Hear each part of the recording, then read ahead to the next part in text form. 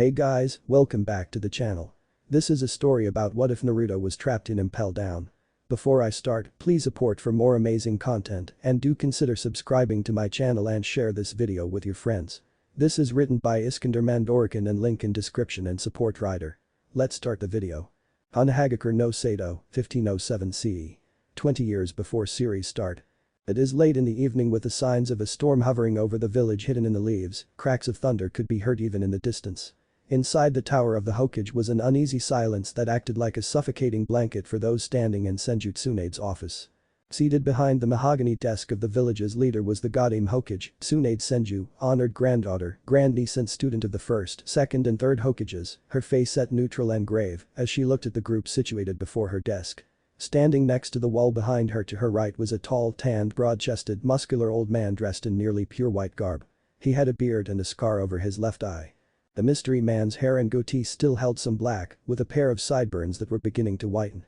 Standing not far away from the first but situated in front of the window was a tall, light-skinned, lean yet muscular man with short dark hair, a beard, sideburns, and sunglasses.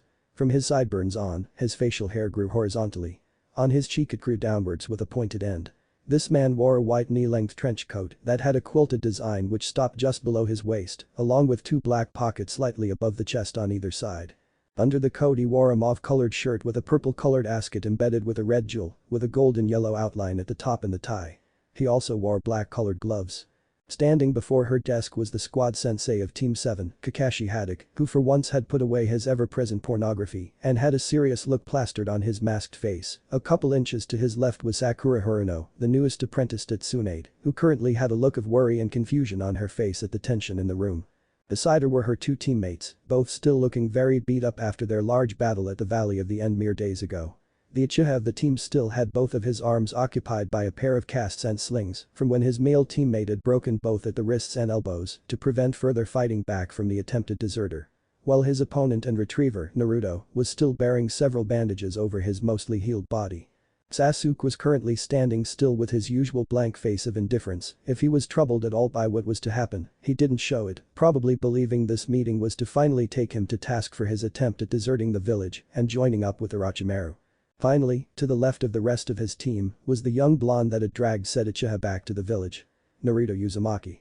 Who had been enjoying a nice stack of bowls of ramen at Ichiraku Ramen before he had been dragged away and into the tower by an Anbu, which had been led by the window gazing of the two foreigners. Standing directly to Tsunade's right was her apprentice and personal assistant Shizune, who bore her pet pig Tun-Tun in her arms. They were all standing at attention while Tsunade observed everyone in the room before speaking neutrally. This will come as news to many in the village, civilian and shinobi alike, and especially to those in this room. She paused in a dramatic effect as she tried to stop her next words from ripping her heart from her chest about what she was about to do to someone she loved dearly. During the incident of the last Uchiha fleeing the village to join ranks with the traitor Orochimaru, the daimyo and kage of the five great nations were approached by an outside power to the elemental nations.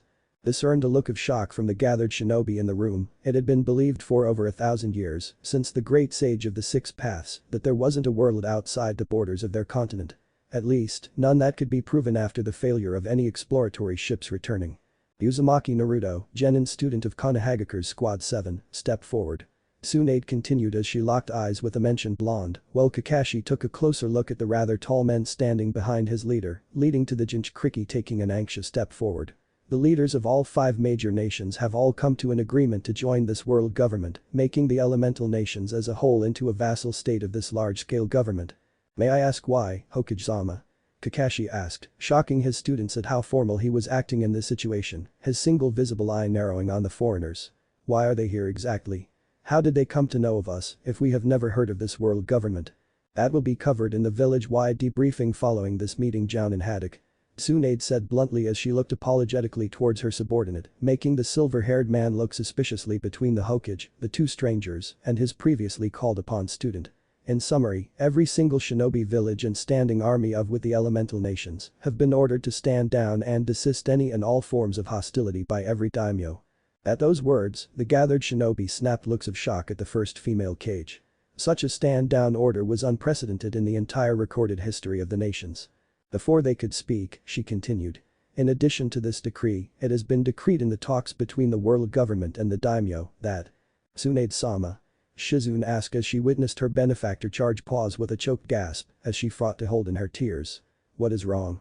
To ensure peace between the world government and these nations and prevent war from breaking out between the people of these sovereign nations and the world government, it has been ordered that the nations and their corresponding villages hand over their Jinchuriki to the government to be detained. The younger of the two strangers spoke up, the gathered shinobi, except for the Hokage snapping their gazes towards them, all of them finally noticing that the man had some food stuck to his face, a piece of celery and a piece of ham that he didn't seem to notice. Hokage-sama. Kakashi stammered, shock in his eyes and that of his students, including a partially hyperventilating Naruto, as he looked towards his leader. Why you can't possibly mean to. The Wagakure has already fallen. The simple statement silenced all arguments from the gathered shinobi, Shizune herself dropping an equally stunned Tun-Tun. Sandaime Tsuchika Jinoki Kamizuru of Iwagakure refused to hand over the Jinchuriki of the 4 and 5-tailed beasts after receiving the command of the Land of Stone Daimyo. Tsunade commented quietly, though it was still heard as if roared out in the silence. The village was decimated by one of the top marines of the governments, forced by the name of Akainu, and a single battalion of the marine's best soldiers. The Tsuchikage himself was captured and executed by Admiral Akainu. The older of the two marines said in a deep baritone as he moved forward, Naruto and the others taking note of how tall he was as the man moved forward to stand next to Shizune, towering over the young woman by several feet. The two Jinchuriki, a Han and Arashi, were restrained and taken into the custody of the world government. They are awaiting transport to Impel Down.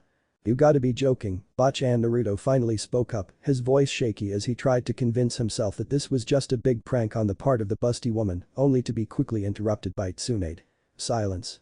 The cage glared daggers at the boy of 13, though Kakashi could tell there was no heat behind the glare, only sadness. If Konoha does not surrender the Jinchuriki of the Kyuubi, then we will be considered at war with the world government and endanger the lives of countless civilians and shinobi. Both inside this village and within the Land of Fire. Kakashi remained silent while Sakura and Sasuke jumped in startled shock at the news of just what their teammate was, the Pinket staring in horror at the blonde, while the Uchiha finally came to terms with the strength that Naruto had shown when he defeated him at the final battlefield of Hashirama and Madara. Genin Uzumaki. Tsunade continued, silently demanding silence and respect from all gathered. As of this moment, you are stripped of your rank as a shinobi of the Konohagakure Shinobi Corps. Until the world government decides to release you and your fellow Jinchuriki, you are to be incarcerated in Impel Down. What is Impel Down? Kakashi asked while Naruto stammered at the idea of going to some prison for simply existing. Because the Yondaime had stuck the Kyuubi inside of him. It is the main and inescapable prison of the world government, where political prisoners and the offending criminals of the world are sent upon capture or detainment. The old man spoke, as Kakashi studied the giant, he could almost see the regret in the eyes of the man as he stared down at the shocked and broken Uzumaki, as if he were seeing someone else in his place. Anyone can get in there, but unless given leave by the world government itself, no one can ever leave. Continued the younger marine. In the 800 years since its construction, only one person has ever escaped, and he willingly cut off his own legs to do so. Naruto never got the chance to react to the two men suddenly advancing towards him with the intent of clapping him in a special pair of cuffs that the younger man withdrew from his pocket outside of bringing his hands up to begin his favorite clone jutsu before a voice cried out from the rafters wood style. Wood prison block technique. Beams of wood erupted from the floor and walls to wrap themselves around Naruto's limbs while creating a cage around him that promptly shrunk to constrict the young genin. While Naruto was crying out in shock, Kakashi sent a potent blare towards an Anbu hiding in the rafters of the office, only to receive a blank tiger mask staring back at him. Tsunade's heart broke as she forced herself to move around her desk and snatch Naruto's weathered headband before taking a step back from the cage and motioning in a subdued manner towards the two marines. Bachan. Tsunade forced herself to keep her brown gaze away from the heartbroken face of Naruto and secured to the far wall while he cried out to her as the larger marine picked the cage up with a single hand in a feat of strength and hoisted it over his shoulder before marching out the door of her office. Please stop. This isn't funny anymore. Please.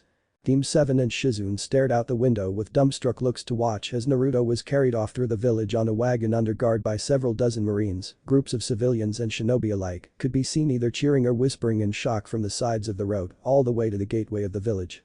Tsunade didn't even look up when she felt the glare of the copy ninja on her back, followed by the man's killing intent as she stared down at the Uzumaki's former headband, teardrops littering the metal.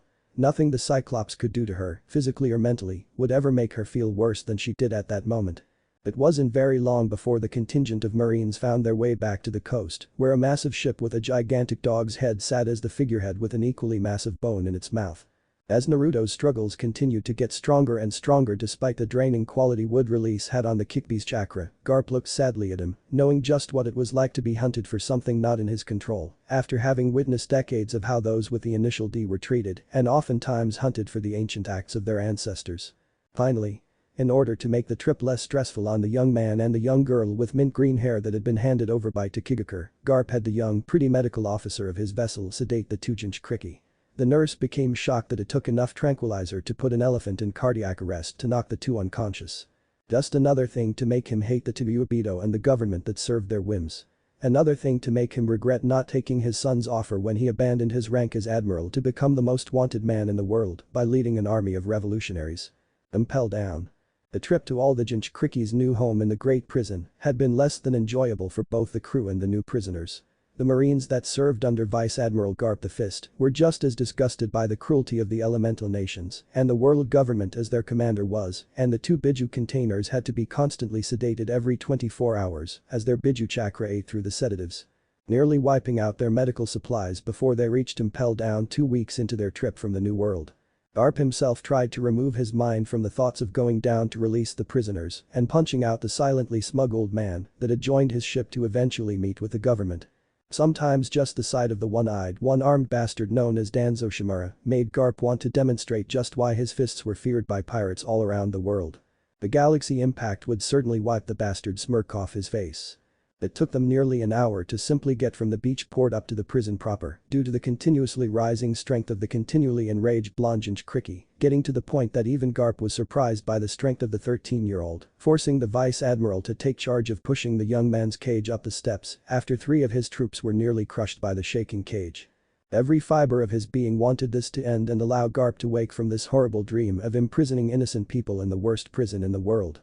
For the older members of the 9 Biju containers, he didn't have many qualms about it, especially the bloody Mizukage they tore Kurigakure apart trying to bring down, but the 2 younger ones.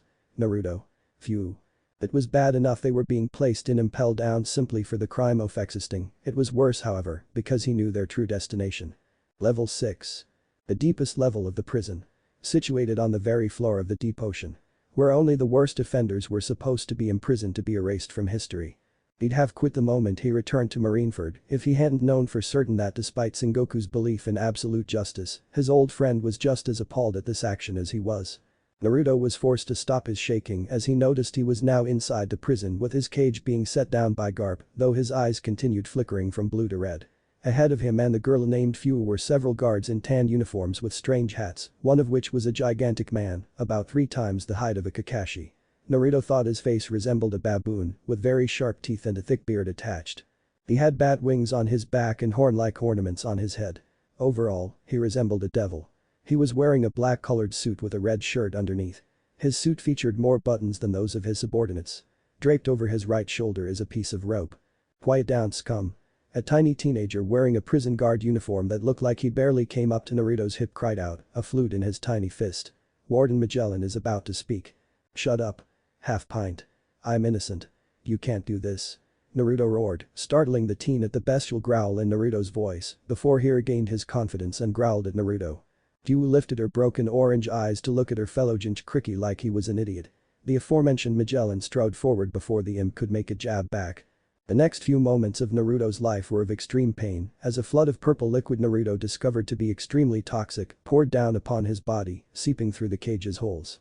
It wasn't long before Naruto passed out with a gut-wrenching scream, with a wave of the hand that had dropped the wave of poison towards his men. A couple massive bull-shaped guards lifted the blonde's cage from the ground and carried him away to the elevator, shortly followed by Fu.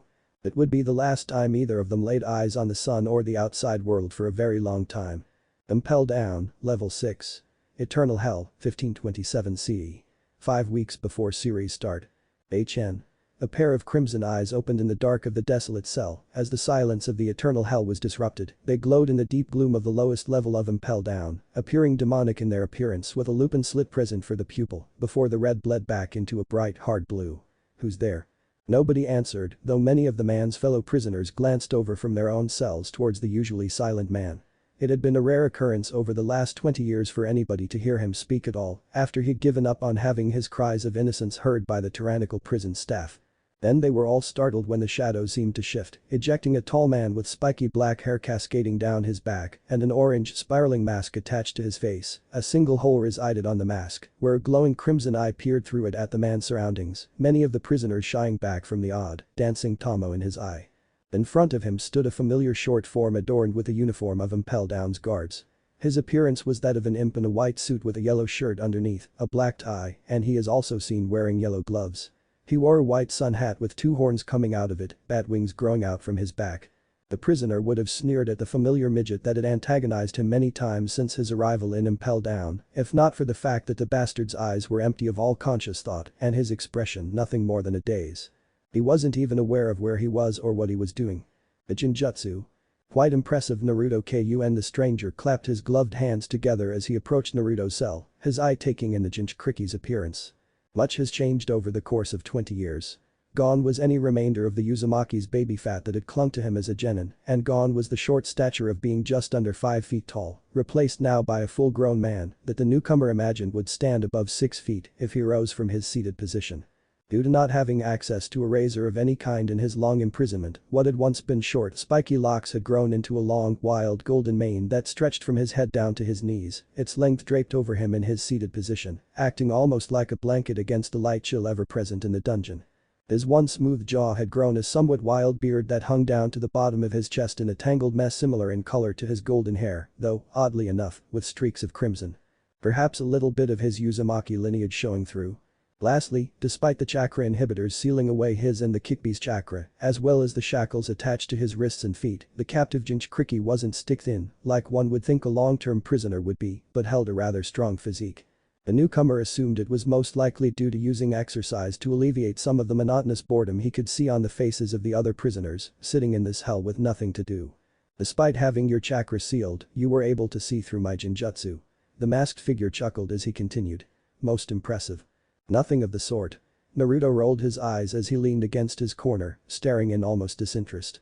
I've merely had more than enough time to grow accustomed to the number of people breathing in these cells.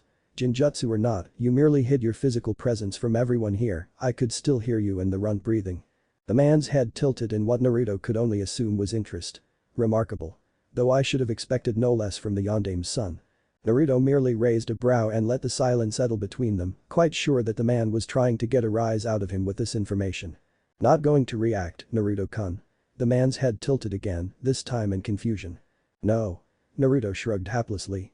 I figured that bit out a long time ago, so I'm not really surprised. The Jinchuriki was sure the man pouted behind his mask at having his fun spoiled. Now? Who are you?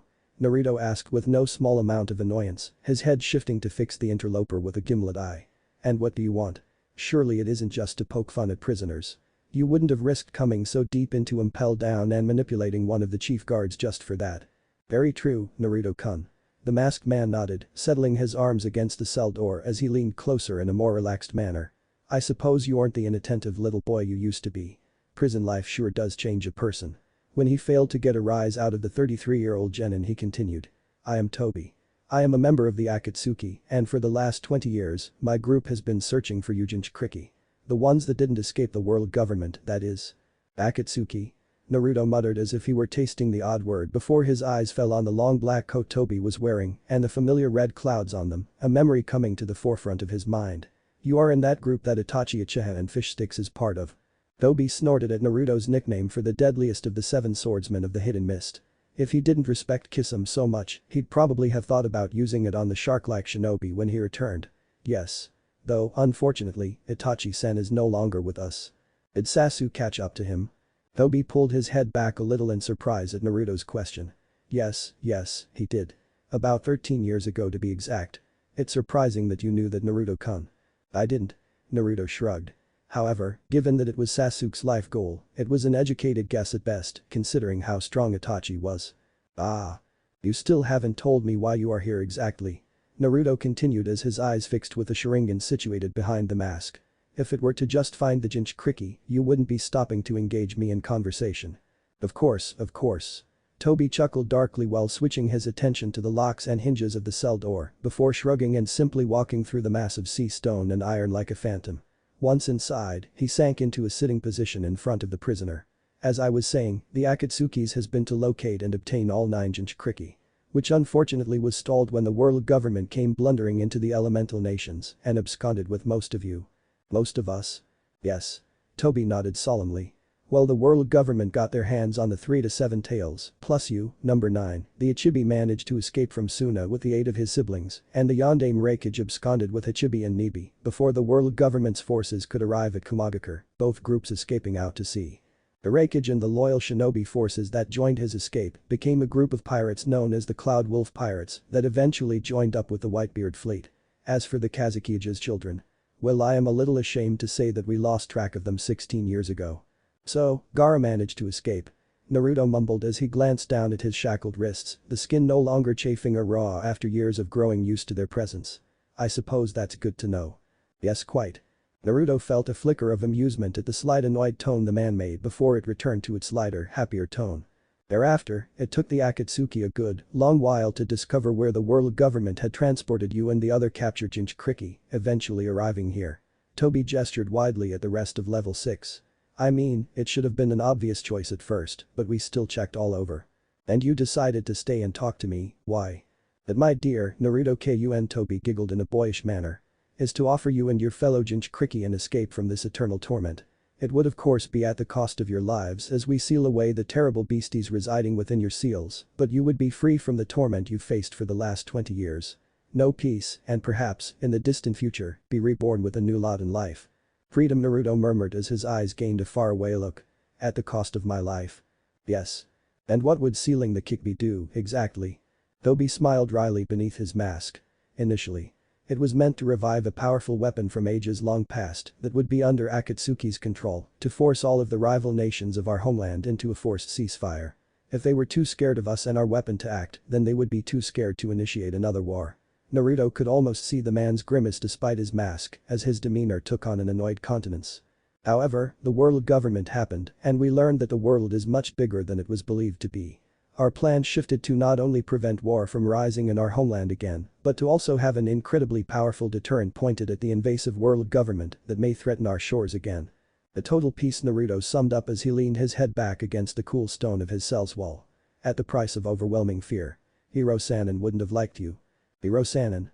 Tobi muttered before a light bulb went off over his head. Oh. You mean the Toad Sage? Yeah. The old fucker told me that he wanted peace for the elemental nations created through mutual understanding. Naruto snorted as he rolled his eyes at the memory, one of the last ones he had of Jiraiya before Tsunade and his team betrayed him to the world government, his eyes filling with a wrathful madness for a moment before it settled. The only way there would be peace in this world is if all sapient life was to be purged. Tobi observed the depressed Jinchuriki in silence as Naruto seemed to stare on seeing up at the ceiling.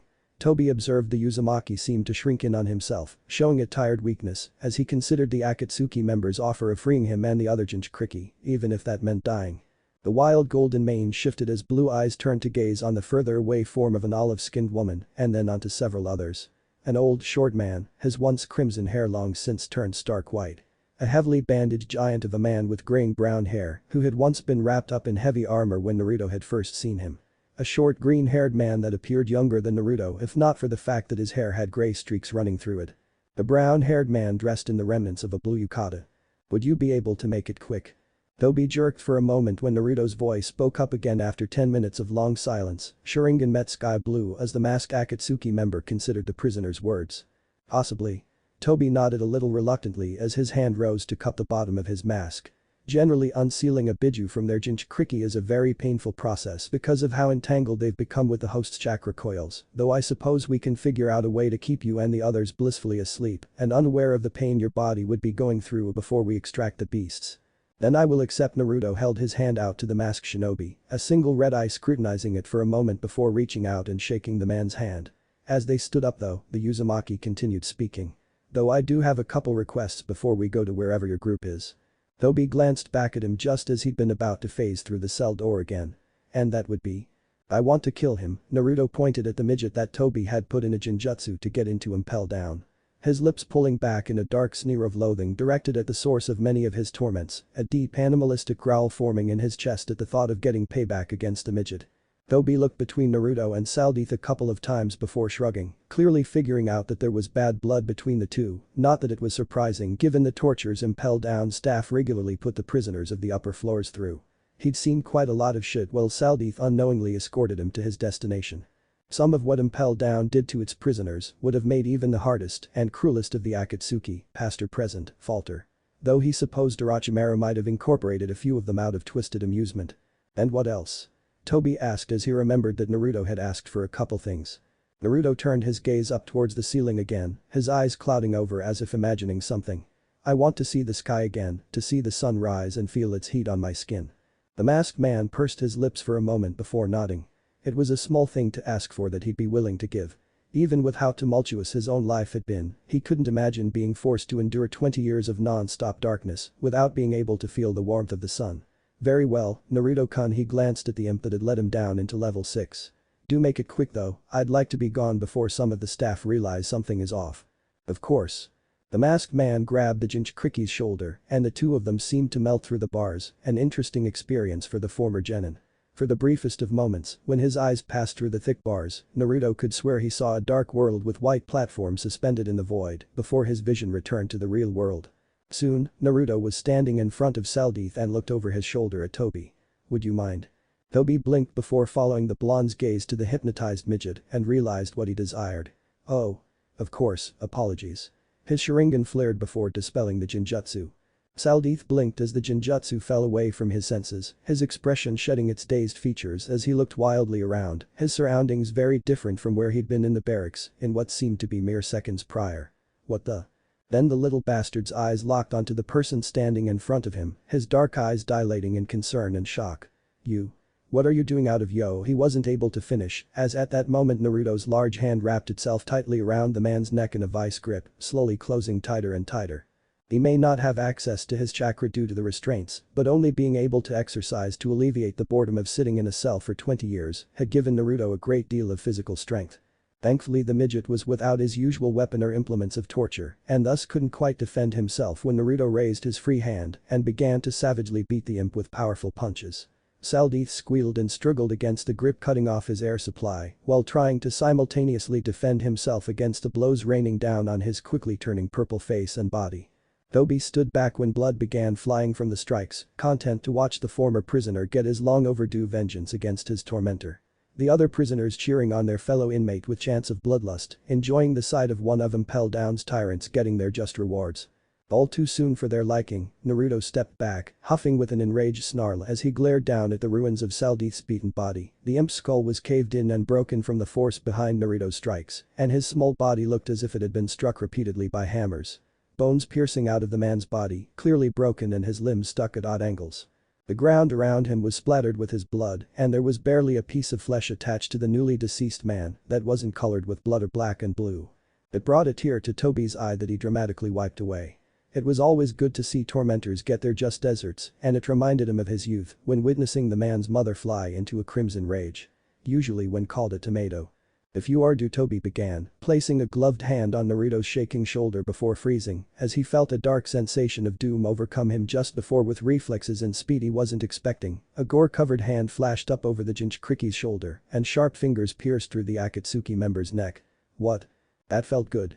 Naruto growled as he stared down at the gasping Uchiha as the man dropped to his knees, his hands coming up to grasp at his ripped open throat as he struggled to breath. His single eye wide behind his mask as he saw his esophagus held in his surprise attacker's hand. Tears bubbled up in his eye as his gaze moved up to Naruto's shadowed face, fear and utter surprise showing in his gaze as the Uzumaki's expression went from seemingly broken and pliable to a razor sharpness that he'd only ever seen on the man's father. The Jinchuriki was not as broken by his imprisonment as he thought he'd be. Really? The fact that Genin had detected him despite his Jinjutsu-enhanced stealth should have tipped him off, but he'd been cocky in believing that 2 long decades worth of sitting in a small prison cell would have broken the younger man. Now? Naruto said as he squatted down in front of his liberator, tossing the man's esophagus away to land in a wet splat in front of Katarina Devon's cell, much to the long-nosed woman's dark amusement.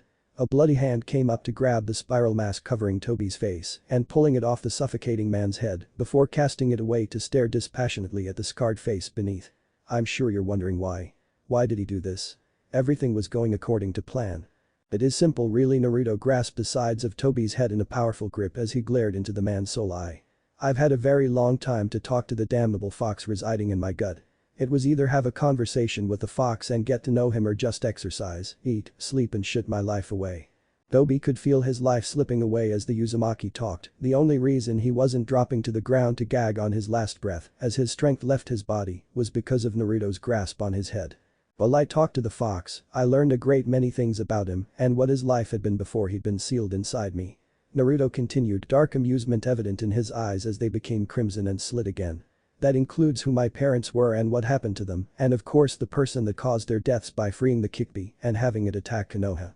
The blurry eye widened at that information, seeing how it was a rather horrible idea to be the one to come talk to the Uzumaki, now that he knew that. He had no doubt that the Kyuubi would be able to remember the appearance and feeling of the chakra of the shinobi that had controlled it into rampaging. Nobody liked having their minds controlled. Least of all one of the powerful Biju. I thank you for freeing me from that cell, though. Madara-san. Tobi couldn't even muster up any surprise about Naruto calling him that as his hands began losing all feeling and fell from his ruined throat, blood flowing freely from the sundered breathing tube. I really do. However. The Uzumaki's eyes widened as his voice gained a deep guttural growl, the crimson orbs dancing with a vengeful light of madness. Gods, he was insane. I have no intention of dying anytime soon. I have so much to do before then, so many lives to wreak bloody vengeance upon, before I am anywhere near satisfied with laying down my arms. Tobi could only gurgle in response, finding irony in his situation. With his Hashirama cell body parts, he should have been able to tank quite a few heavy, lethal strikes, even if his heart was heavily damaged, but there wasn't much that could be done when someone had their throat ripped out. The excruciating pain of the gaping wound and inability to fill his lungs with much needed air immediately crippled any attempt he could have made to fight back, no matter how much chakra he had or how many jutsu he possessed. He couldn't speak without error the supporting muscles in his throat. He most certainly could barely mold any chakra with the amount of pain he was in, and the growing dark spots in his vision denoted his lack of oxygen reaching the brain. Now. Naruto's voice appeared faint to the dying Uchiha, despite the fact that his tone had not changed. I must apologize for the deception, Uchiha. But I'm going to have to refuse your so very kind offer. A twist of his hands resulted in a brutal snap as Tobi's neck was broken and all life left the man's features. Naruto tilted his head to the side as if listening to something that only he could hear before speaking again, much to the normal prisoner's confusion. Oh. They can do that. Crimson eyes fell upon the unseeing Sharingan in the dead man's socket. Well then. Just to make sure he won't be getting back up. Naruto's right hand descended upon Tobi's face and gouged out the man's Sharingan eye with his fingers in a sickening squelch. Staring down at the eye dispassionately for a long moment, his right hand tightened into a fist and crushed the orb into goo. Fucking Uchiha shits in their stupid ass broken eyes, Naruto sneered as he wiped the goo off his hands before straightening back up and stretching, popping his back.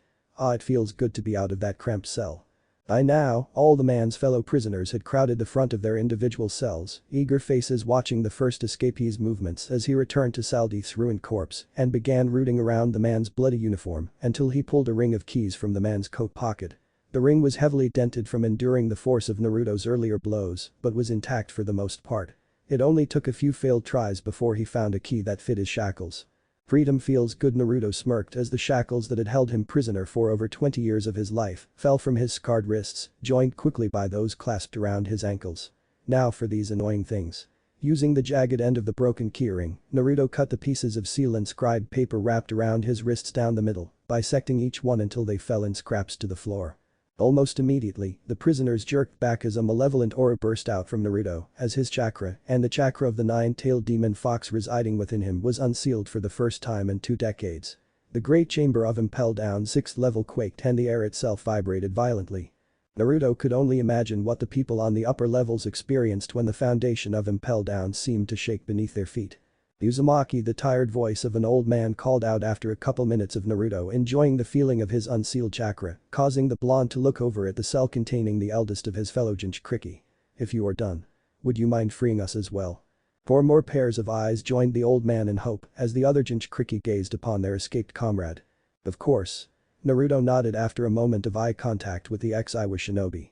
A long couple of strides brought him to the cage door and only a couple minutes later had him finding the key to open the doors. Don't worry, brothers. Sister. I wouldn't dream of leaving you down here in this hell.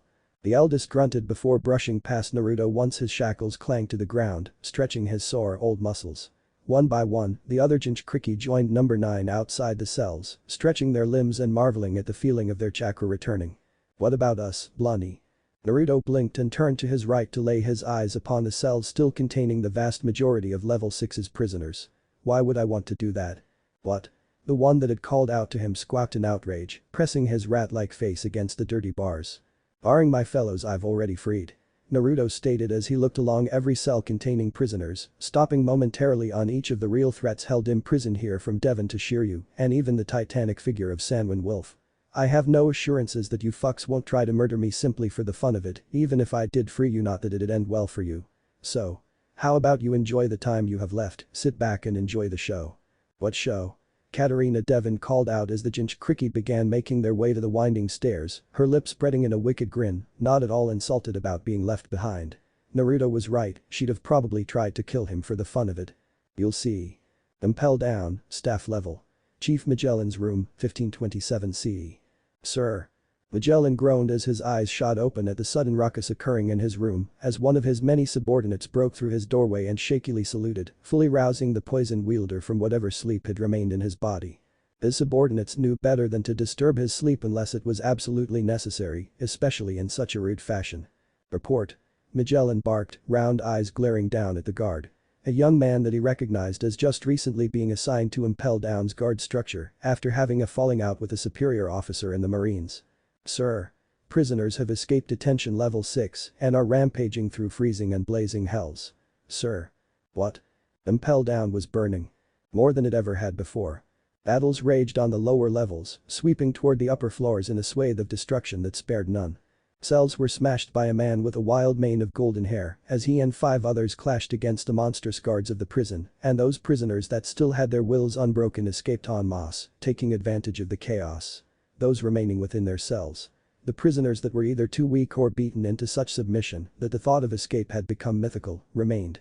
Great fissures opened in the frozen hell of level 5 and the great boilers of the blazing hell of level 4 were overturned as 6 monstrously powerful ex-inmates smashed through any resistance the unprepared guards, both human and monster alike, they came across. Chaos reigned supreme. No matter what the guards of the prison threw at this mass surge of prisoners, nothing worked and they were often overrun in a matter of moments. A feral voice roared out his defiance in all-consuming madness, rallying the downtrodden inmates to rebel against their tormentors, even as he ripped his way through those standing in his way. Stop. A large man with features similar to an Egyptian pharaoh roared as he moved to bar the path of the blonde. Return to your cell, prisoner. A low throaty chuckle filled the air instead of the expected submission as crimson, slitted eyes glared balefully at the man barring his path. You look strong. It's been a while since I've had a good fight. Such a bloodthirsty little monster, aren't you? The Egyptian scowled, readying his double-bladed naginata in a showy series of spins that would have likely been intimidating to the weaker prisoners. Don't you know who I am? I am Vice Warden Hannibal. You shall regret ever attempting to escape. Am I supposed to be impressed? The Minotaur looked more intimidating. Hannibal growled in anger at the prisoner's tone and words. The ugly Egyptian's naginata shred towards the blonde, intent on shaving off the entirety of his face and leaving a headless corpse behind. What he wasn't expecting was for the shinobi to duck at the last moment, pass under the overextended palm, and bring his fist up to smash into the larger man's belly. Ah. I am never going back to that cell. Naruto roared as he grabbed hold of the larger man's right arm and wrenched it to the side before delivering a series of heavy blows to Hannibal's torso and face, making the man squeal in pain before managing to launch the Jinchuriki off of him. You don't have a choice in the matter, Hanya. Hannibal shrieked as he brought his naginata back around to impale the blonde, only to miss when the man jerked out of the way. By the order of the 5 elders, you filth were imprisoned and as such you will remain imprisoned. Naruto sneered at the vice warden as the man tried to overwhelm him in a flurry of swings. He may not have had much proper training before Konoha betrayed him and he was imprisoned in this hellhole, but he was more than sure he could take this guy down. He was nowhere near the level of Gaara or Lee back when Naruto had partaken in the Chunin exams and Naruto had defeated his fellow Jinchuriki as a mere genin. Lee would have destroyed this dumbus. Raising his hand to form the technique he managed to learn from Jiraiya before he was taken from his home, Naruto frowned when he found that his chakra wasn't working quite right enough to fuel the A-rank technique. He scowled, he should have suspected that it wouldn't work. He hadn't been able to utilize his chakra for 2 decades after all. It'd take some time to refamiliarize himself with his inner energy. Instead of trying to rely on any other jutsu, he decided to overcome this obstacle physically, and when Hannibal overextended himself again, took the upper hand by striking at the bastard's elbow, getting a screech of pain from the vice warden when Naruto's strength proved enough to force the joint inward in the wrong direction, overstraining the limb before he grabbed the shaft of the bastard's naginata and ripped it from Hannibal's grasp. If that be a gurk. Hannibal fell back, clutching at his throat after Naruto's foot had lodged itself in his Adam's apple. As the vice warden struggled to regain his breath, Naruto quickly familiarized himself with the stolen naginata. He'd never utilized one before while he was still a genin of the Hidden Leaf, having often stuck to just shuriken and kunai as his weapons of trade, but it seemed simple enough. Boy. Shit stain.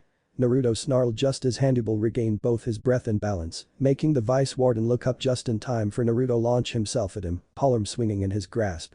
Hannibal gasped, eyes wide and disbelieving as Naruto bypassed him, he couldn't feel any pain and he hadn't felt the jerking motion of a weapon hitting him. But all the same. He was dead. Hannibal collapsed to his knees and his grotesque head fell from his shoulders upon the impact of his knees, tumbling to the ground before the rest of his body followed suit. All the prisoners occupied with their escape and even those that had remained in their cells couldn't help but pause and stare in disbelief at the blonde Jinchuriki as the man twirled the naginata around before smashing the butt of the palm into the ground. Then they began cheering. In their distraction, more guards came pouring down into the level from the exit point. In response, Naruto's smile only grew as the approaching guards recognized him. Shit. That's the Jinchuriki. He's. Naruto spun his newly acquired weapon. And the walls spattered with blood. Impel Down, Level 0. Control Room, 1527 CE. Magellan was enraged. Toxic mist was visibly leaking from his mouth as he glared at the monitors of the control room, his baboon-like eyes bloodshot and their eyelids pulled back in a show of extreme anger. His gloved hand holding the back of one of the chairs was crushing the furniture in the strength of his grasp. What did you just say? The soldier that had just reported the latest news to Magellan trembled with fear as he resolutely remained saluting. V Vice WW Warden Hannibal has been slain. He attempted to contain the instigator of the Riot and was killed. Everybody flinched when a poisonous miasma erupted around Magellan and the prison quaked again.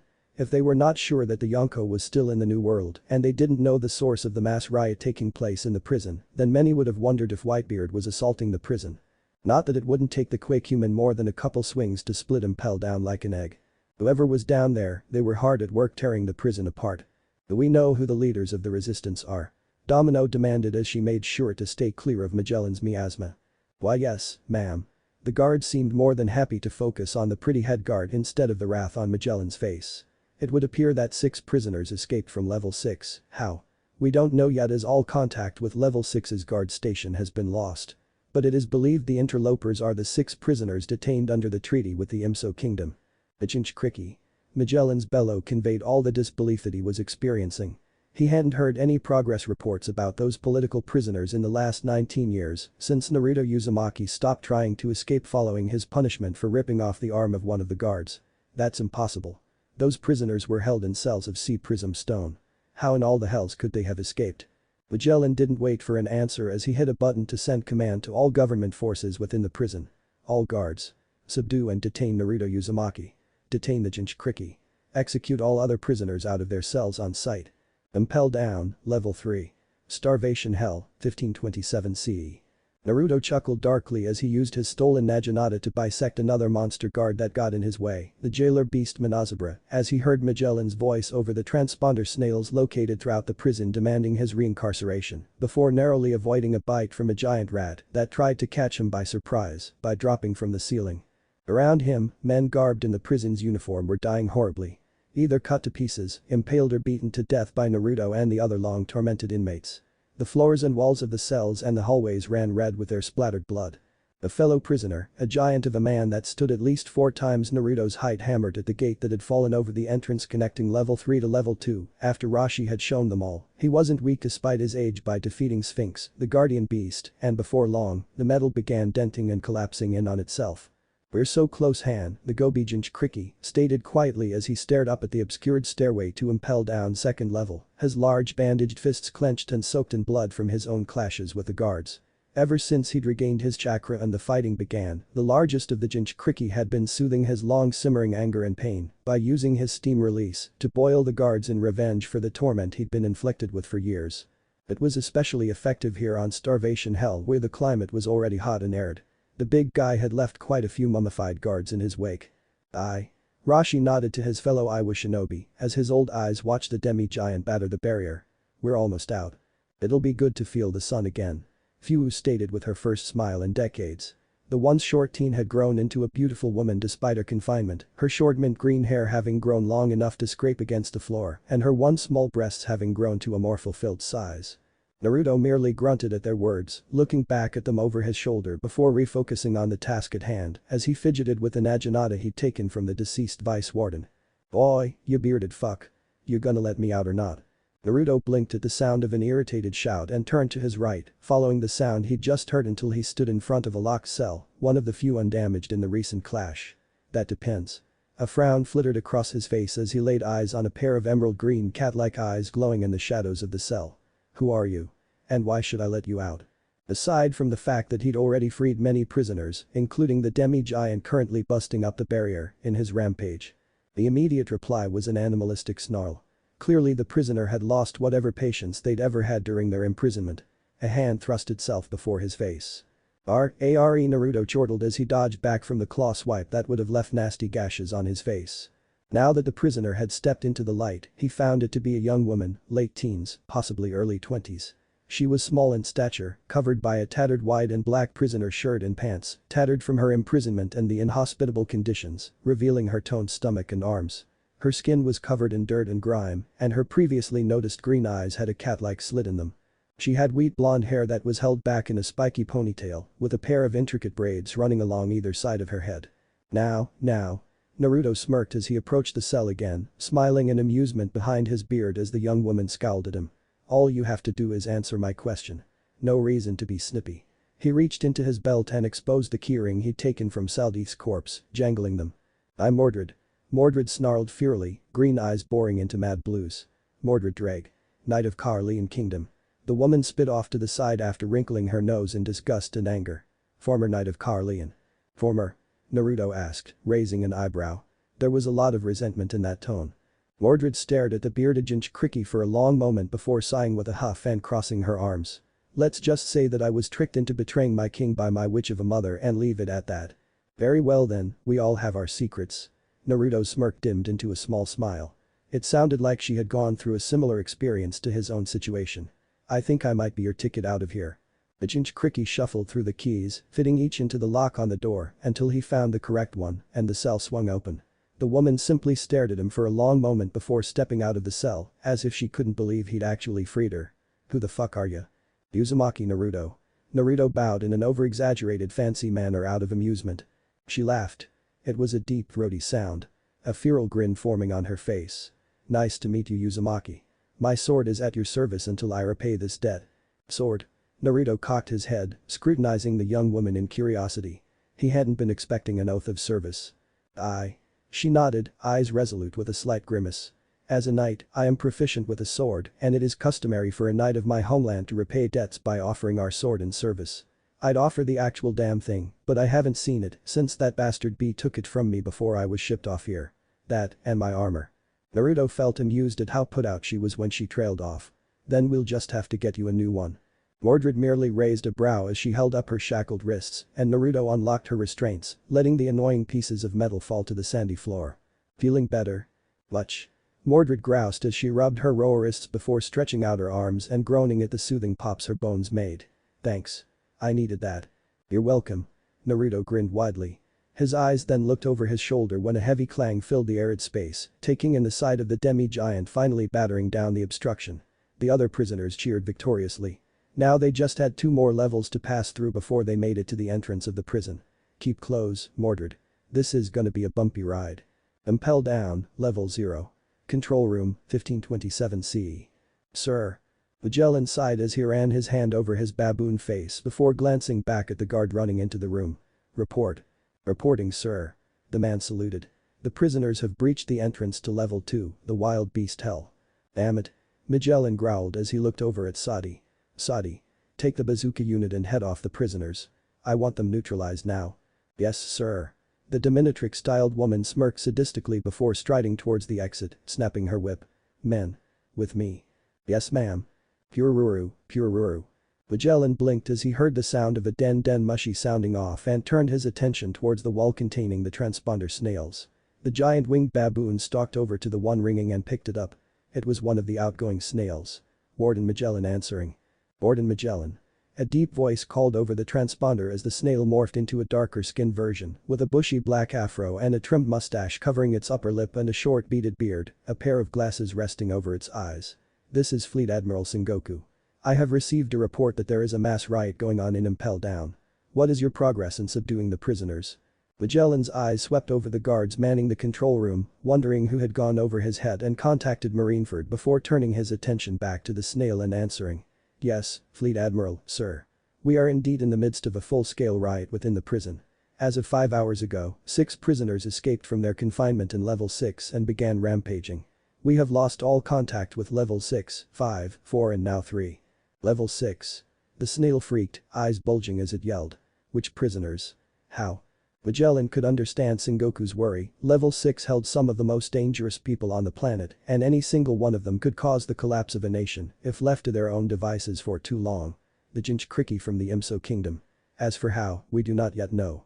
I did not learn of their escape until they were already clashing with the Vice Warden's forces on level 4. Due to the mass breakout of prisoners from their cells, my forces have been too busy to ascertain the damage done to level 6 and how these prisoners escaped. He kept silent on the fact that he'd yet to see or hear about Seldeith. None of the other staff knew where the shortest chief guard was anywhere in the prison. It was safe to say he was either fighting the prisoners or already dead. I'm assuming since they've breached level 3 that your efforts have failed thus far. Yes. Sir. Magellan growled out, momentarily clutching the den mushy harder than he should have. In all his time serving at this prison, there had not once been a breakout on this scale, with only the Golden Lion having managed to escape at the cost of his own legs. It was a disgrace to his record to have this large a riot happening under his charge and still not be put down. Do you need me to send assistance? Sengoku's voice returned, clearly ignoring the warden's agitation. I can send Admiral Kuzan over to help quell the outbreak. No sir. Magellan shook his head as he cooled his temper down. It wouldn't do to anger the commander of the entire navy. We've merely had complications thus far. Impel Down will crush this rebellion ourselves, do not worry. Then get it done. You have 1 hour. Sengoku warned Magellan, the snail's eyes narrowing. If you haven't quelled the enemy by then, Admiral Kuzan will freeze the prison and everyone in it to prevent any escape. The snail made a hanging up noise before its features changed back to normal, and Magellan scowled heavily at his ability to contain this mess being questioned. 26 years as the warden, and now his flawless service record has been broken. Domino. He roared as he turned back around and glared down at the blonde officer. Yes sir. The woman immediately saluted. Gather whatever remaining guardsmen you can find and follow me. Magellan declared while he began striding for the exit. We are going to crush the enemy personally. Impel Down, level 2. Wild Beast Hell, 1527 CE. Kill them all. A savage cry roared out as prisoners escaped their cells by the dozens on the second level as the rioters from the lower levels breached the second level, immediately engaging against the wild beasts and guards that governed this level. The area was a bloody mess. Gore covered the walls and floors as the corpses of beasts, guards and inmates alike fell to the ground in the violent clash, threatening to undo Impel Down's centuries-long record of being insurmountable. Fire. Sadi's voice called out as she stood behind the bazooka squad at the entrance to the first level, the Crimson Hell. Barrage after barrage of explosive shot fired into the growing mass of escapees and guards alike, not caring about friendly fire. Annoying Utakata scowled as his brown eyes focused on the firing line. They were so close to freedom, the Six Tails could almost taste it. Hell, he could feel the excitement of the Rikubi at the prospect of their freedom. He formed familiar, if long disused hand seals, and channeled what little chakra he could control now. Suiton. Matsu no Jutsu Santenka, water release. Bubble technique. Acid permeation. Bubbles poured from the Jinchuriki's mouth in a wave towards the enemy lineup, several of the bazooka squad crying something about a devil fruit, not that Utakata knew what that was. More explosive shots were fired, attempting this time to force the bubbles to pop, but much of the swarm merely altered their course when the air pressure around the projectile made contact. In a matter of moments, the bubbles contacted the front of the squad, resulting in screams of horrific pain as the bubbles popped and immediately began eating through their uniforms and flesh. You can use your chakra. The only female of the group asked after dodging under a particularly persistent guard whose blade cut through her long hair instead of her neck like intended, shearing the mint green mass short for the first time in decades. She swiftly ended the man's life with a swift kick to the head that snapped his neck before he could recover from overextending. Only a little bit. Yudakata admitted with a grimace as he weaved out of the way of one of the guards attempting to kill him out of the importance of subduing him. I've always had good chakra control, but that's shot to hell right now, so I can only do so much. When in doubt. A gleeful voice cried out, drawing the two Jinchuriki to the woman Naruto rescued as the blonde came barreling in, using punches and kicks to lay flat any in her path. Use your fists. Halt. Sadi cried as she moved forward in a desperate attempt to stem the onslaught, the sadistic woman stabbing her pitchfork at Mordred to skewer the rogue knight. TSK. Mordred scowled as she dodged to the side and then under another stab, attempting, yet failing to get close to the surprisingly adept woman. Stay still and let me cut you, Sadi cried out with a look of twisted pleasure on her face when her palm managed to graze Mordred's side, making the knight grimace. If she'd been at 100% rather than suffering from 2 years of torture and starvation, she wouldn't be having this much trouble with this bitch. The cunt cut her again. Arousal manifesto. Red demon whip. Sadi cried as she swung her pitchfork down in an overhead swing uncharacteristic to that type of weapon. Before their eyes, the pronged head of the pitchfork detached from the main shaft and extended out as a long whip that struck and crushed the floor beneath everybody's feet, reducing the stone to rubble and killing the few unfortunate inmates that happened to be in its downward path. The fuck? Mordred cursed as she dodged back under another swing, this time horizontal, beheading and bisecting those that couldn't dodge. To make matters worse with the addition of the powerful chief guard, the bazooka squad continued firing on the escapees, even though their commanding officer was in the line of fire. Not that it impeded the woman all that much as she acrobatically avoided the explosive shots when they got too close. If you don't want to die, Sadi purred out with a gleeful smile that spoke of how much she was enjoying the sight of pain in the prisoners' faces, finding amusement when groups of prisoners would flinch back when her pitchfork whip got too close to them. Then you all should return to your CLLS. Imton. Shakugakenken. Lava release. Scorching armored fist. An aged voice cried out before Sadi's whip was halted in its tracks by a glowing hand of lava grabbing hold of it. The Magu no Mi. Sadi exclaimed in shock when she caught sight of the molten lava that made up the eldest Jinchuriki's arm, even as her whip melted in his grasp, the woman forced to abandon the weapon when the molten rock began traveling down the whip's length. That can't be. And it's not. Sadi barely had time to react when an aqua-haired man appeared in her vision, his hand grabbing her by the face and smashing her backwards into the floor, the back of her skull bouncing upon impact and immediately knocking out the woman from the brutal force. When the bazooka squad panicked and tried to incapacitate the man that had just dispatched their leader, he flicked the broken staff weapon he'd liberated from a guard down in front of him. Suiton. Mizukagami no Jutsu. Water release. Water mirror technique. Water formed into a disc from the moisture in the damp air between Yagura and the newest barrage of bazooka shots, the bazooka squad squawking in shock and horror when their attacks inexplicably launched back at them without losing momentum. A cheer went up when the smoke cleared to reveal the enemy's ranks decimated. Yagura dismissed the water mirror and sent a smirk back at his fellow Kiri Jinchuriki, getting a scowl in return. Now that all the resistance on the second level had been crushed, the prisoners continued up into the first level, the Crimson Hell, many of the weaker prisoners balking at the sight of the notorious red trees and grass made of razors. However, it wasn't the sight of the bloody trees dominating the first hell of Impel Down that had many prisoners stopping. No. Rather, it was the large force of guardsmen led by the terrifying visage of Warden Magellan and his remaining elite officers that was bearing down on them. Impel Down, Level 1. Crimson Hell, 1527 CE. Magellan scowled dangerously when his force descended into the Crimson Hell and almost immediately came upon the mass escapees pouring up from Level 2. Sadi was nowhere in sight, which meant that she and the bazooka squadron had fallen. Not to mention every other guard between levels 4 to 1. Such a disgrace. The warden growled almost fiercely, his baboon-like face becoming truly animalistic in his wrath. This was unprecedented. Never in Impel Down's history had there been an upset of this magnitude. The only prisoner to ever escape the prison since its construction had been the Golden Lion Shiki, who had once been one of the main rivals of the Pirate King himself. Sure, there had been other breakout attempts, even by large groups of prisoners that had managed to escape their cells, but they had never gotten this far or caused as much damage before being crushed. Especially not through all 6 levels of the massive prison. Domino. Magellan commanded, immediately getting his subordinates' attention. He gestured over towards the weaker-looking section of the prisoner army. Take your forces and flank the enemy from that side. Leave none alive, but leave the Jinchuriki to me. Yes, sir. The woman saluted before leading her company as directed. This is your last chance, prisoners. Magellan roared across the short distance between the opposing groups as he formed a pair of hydra heads made from the poison of his devil fruit that towered over him to intimidate the enemy, his bloodshot eyes picking out the figures and faces of the main instigators of this mess. The Jinchuriki from Imso. Return to your cells or face immediate execution here and now. Jeers and insults from the escapees were the immediate answer to Magellan's command, the escaped prisoners having gained a taste of freedom and hope after years of hopelessness and fear. They would rather die fighting than go back to their eternal torment. In answer to Magellan's ultimatum, his round eyes tracked the movement of the golden-haired Jinchuriki as the man jumped forward, landed a couple yards ahead of the prisoners, reared back his arm holding the stolen weapon of his deceased second-in-command, before launching the naginata forward with enough force to rock the boughs of the trees around him.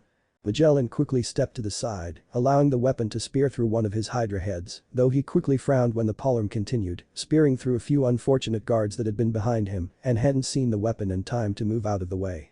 Scowling in anger at the loss of his subordinates, Magellan began chewing the inside of his mouth before puffing his cheeks and blowing up what appeared to be bubblegum before spitting the sphere at the enemy forces. Chloropol. Quick. Move. One of the prisoners familiar with Magellan cried as he quickly tried to distance himself from the seemingly harmless, sinister ball. That thing will unleash a cloud of poisonous gas. Many of the prisoners panicked and followed his cue upon hearing his words, scrambling for safety, only to find themselves running headfirst into Domino and her subordinates. Before the warden's ability could become an issue, a lithe dark-skinned woman dashed into view in her tattered prison garb and she threw a small jagged piece of metal that looked like it had been taken from one of the destroyed cells at the orb, causing it to detonate prematurely, with Naruto taking the initiative to charge at the warden. Hydra. Naruto flung himself out of the way just as a massive beast of pure poison slammed into the area he'd been charging into. Many of the prisoners behind him, injured as they were not so fortunate as the toxic creature crashed down around them, dousing them in the lethal liquid. Naruto scowled when he heard the screaming of dozens of the escapees before many of them abruptly stopped. Shit. Fuck. Mordred exclaimed as she barely dodged out of the splash zone, her face twisting in disgust as the poison mummified a few of the prisoners. You're going back in your cage. Naruto rolled his eyes at the baboon bastard and simply continued charging his way towards the man. When the gunman situated behind Magellan opened fired, the dark-skinned woman from before intercepted many of the bullets with small, makeshift blades she threw in their path, her lips stretching across her teeth as yellow eyes glanced at Naruto just as she passed him. Leave these to me, handsome. You just focus on the big guy. Naruto nodded and they parted. Magellan staggered back when the prisoner closed the distance, alarmed to find a kick just narrowly missing his nose. Poison-covered hand swiped at the Jinchuriki but failed to catch the bearded man as he slipped past Magellan and clotheslined several of the guards behind the taller baboon before he grabbed hold of the naginata he'd previously thrown at the guardsman. Magellan sneered. The Jinchuriki wasn't skilled in any form of martial art and was more of a brawler. Unfortunately, despite 20 years of imprisonment, he was physically powerful. And apparently his strength was more than making up for his lack of combat skill. You don't seem to understand the position you are in, prisoner. Magellan snarled. He struck the man in the side with a punch full of poison, drawing a pained gasp from Naruto, though Magellan was more than a little disturbed to note that despite flinching and beginning to favor that side, the Jinchuriki seemed rather unaffected. If the naginata cleaving towards his head was any indication. You will never see the light of day again. Magellan roared as he created another hydra head behind him before his body began to expand. You lost that right when you were consigned to Impel Down. Doku Fugu. Poison blowfish. Similar to Magellan's chloropol, the warden began expelling a poisonous bubble from his mouth, however, these were much smaller and numerous than before, flying towards his enemies in a vicious cloud of bubbles. Naruto made an impressive show of dodging a majority. Unfortunately, his long, untamed hair became an obstacle in that regard, as the large mane often impacted bubbles from whipping around when he moved in jerking movements. The poison contained in the bubbles stung and burned as they impacted his flesh, leaving red spots on his skin. Largely, Naruto ignored the pain the poison brought and forced his limbs to power through the poison's attempt to make his muscles seize up. Magellan cried out in pain when his opponent got through the cloud of bubbles and his fist impacted on his baboon-like nose. The warden clutched at his face in pain, unfortunately obscuring his side of the fist that thundered into his solar plexus next, driving the air from his lungs and bending him over. Did he mention before that the Uzumaki didn't have a set martial art? Apparently, he was wrong. A feral smirk played on Naruto's face. His eyes gleaming with burning madness as he drew upon the old memories of the martial art forms Iruka had once tried to drill into his head at the Leaf Academy. Normally, such a basic taijutsu wouldn't matter much in the land of the shinobi, but out here, out in this wide world that had so cruelly stolen him from his home. It could have all the difference with its foreign nature. Naruto had always been unpredictable, even to his own people. It was his trademark. "How are you able to ignore my poison?" Magellan snarled around a choke, the large baboon swinging an arm forward to launch a hydra head at the Jinchuriki to force the blonde back and give the warden breathing space. Naruto smirked, but didn't say a word in response. "You take care of the poison spewing shit stain." A deep baritone voice sounded out in his head. "I'll keep the poison from crippling you. It's the least I can do until our chakra isn't so out of whack." "You've got it, furball." An attempt to strike out at Naruto was interrupted by one of the prisoners fighting Domino's squad, stealing a bazooka and firing it at the warden and his opponent. Naruto was quick to jerk out of the way, and Magellan raised his arms up to defend himself from the incoming mortar. Just before the explosive struck the animalistic man, Naruto was able to catch the sight of a wave of poison shooting up over the warden's body. Venom Demon Naruto took a sharp step back at the sound of Magellan's voice, breaching the cloud shot up by the explosion, his voice warped and fluid sounding. "Jigoku no Shinpan. Poisonous giant soldier. Hell's judgment." When the smoke cleared, everybody was taken aback at the sight of Magellan shrouding in a heavy amount of crimson poison. It took the shape of a massive devil-like entity that released a noxious smoke from it. Despite Naruto's confidence in the Kyuubi's healing ability, he could tell that it would be very bad for his health if he encountered that technique merely on how the poison seemed to seep into the ground, blackening the grass and dirt. His suspicions were proven true when he was forced to dodge a long sweeping arm from Magellan that seemed to extend with a swing, acting as a whip that struck and engulfed a pair of prisoners near the front of the group he was defending. Everybody watched in horrified silence as the prisoners inflicted by Magellan's poison seemed to turn a bright red, with their veins bulging in their skin in grotesque fashion, their bodies teeming as the poison worked its way through their system until finally they collapsed bonelessly to the floor, blood leaking from every orifice. From what Naruto was able to analyze, the poison acted quick upon contact and spread through the body at an extreme rate, and despite the prisoners being unable to scream during the process, he could tell that the pain was excruciating. "Shit," Naruto muttered to himself as he kept a wary distance between him and the poisonous giant. Without his chakra, Naruto had to rely on close-range combat and the use of his stolen naginata. However, with the poison Magellan was cloaked in and the damage it had done, it wouldn't be good for his health to get close in and use Taijutsu on the bastard. "Do you think it'd be safe to use a chakra cloak?" Naruto asked, his vision turning inward to stare up at a titanic fox. Only to get a dry look of annoyance in return. "No." Kyuubi growled with a roll of its lidded eyes. "Not unless you want your body tearing itself apart. I must be careful as is with just healing you, a cloak would be detrimental to your escape." "Damn." Looking at the naginata he held, Naruto frowned. He had never been that great with ninjutsu to begin with and couldn't use his own out-of-whack chakra to form ninjutsu anyways, he couldn't use the Kyuubi's chakra to protect himself from the poison, and he couldn't rely on hand-to-hand to get close and beat this shit. He was gonna have to hope that he didn't get any of the poison on him using the palm. Bolting forward, Naruto dodged back and forth whenever the demi-giant glob of poison launched shots at him. The ground sizzled and warped wherever it was struck as if the very prison itself was being poisoned. A slice of the naginata cut through the arm-like appendage of the poison, causing it to splatter to the floor in a deadly shower. Thankfully, despite the poison's corrosive properties, it appeared that the recently deceased vice warden hadn't skimped on the expenses when commissioning this weapon.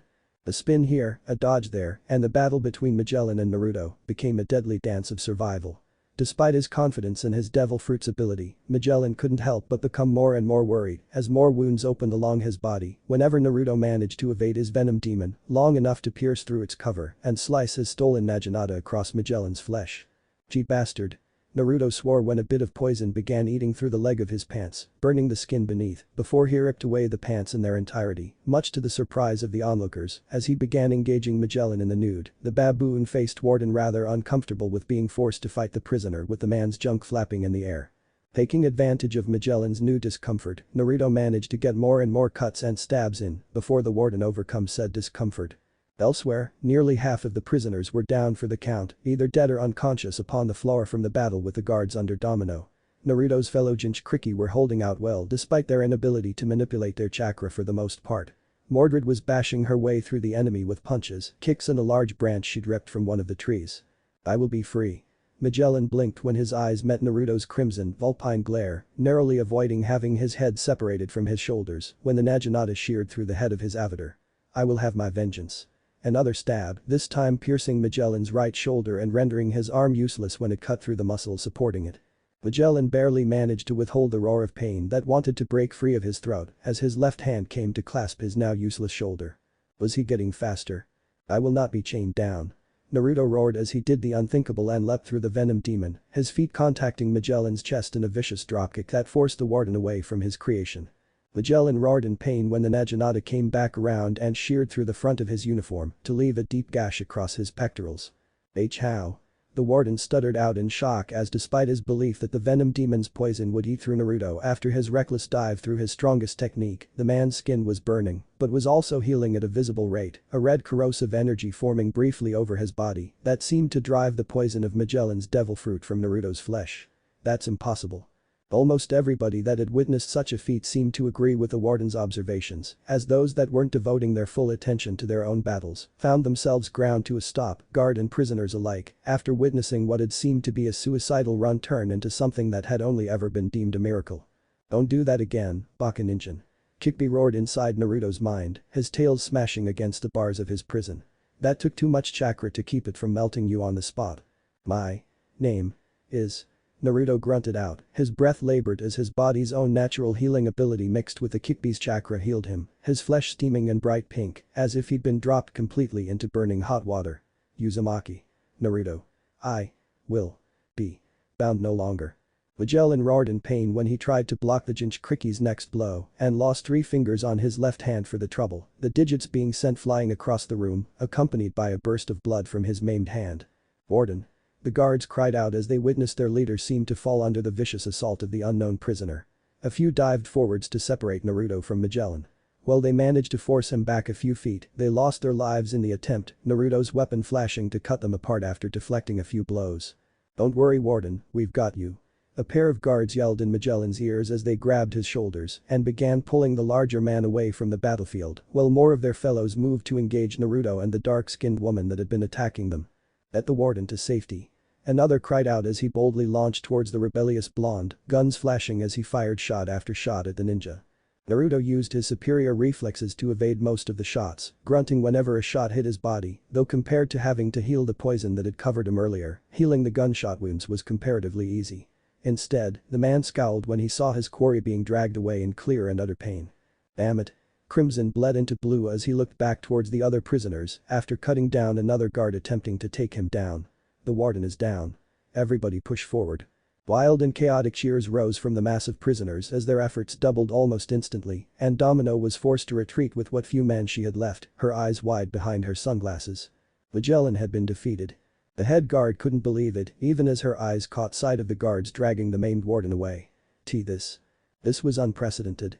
For 400 years, Impel Down has been impenetrable with only one escape to its name in its entire history. Now, it appeared that it was going to face its first mass breakout in its long history. Men. Domino cried out as she turned her back on the enemy and began bolting away towards the entrance of Crimson Hell. Get to the control room. We must shut the gates of justice. Yes, ma'am. Shit. Mordred snarled as she cut down one of the fleeing guards before turning back towards where Naruto had just finished dispatching his foes. Oi. Whiskers. We need to stop those fuckers. If they close those gates, we will be trapped here again. Naruto nodded with a growl as his eyes found the retreating backs of the guards before he looked at Yagura and Rashi. Rashi, Yagura. Han.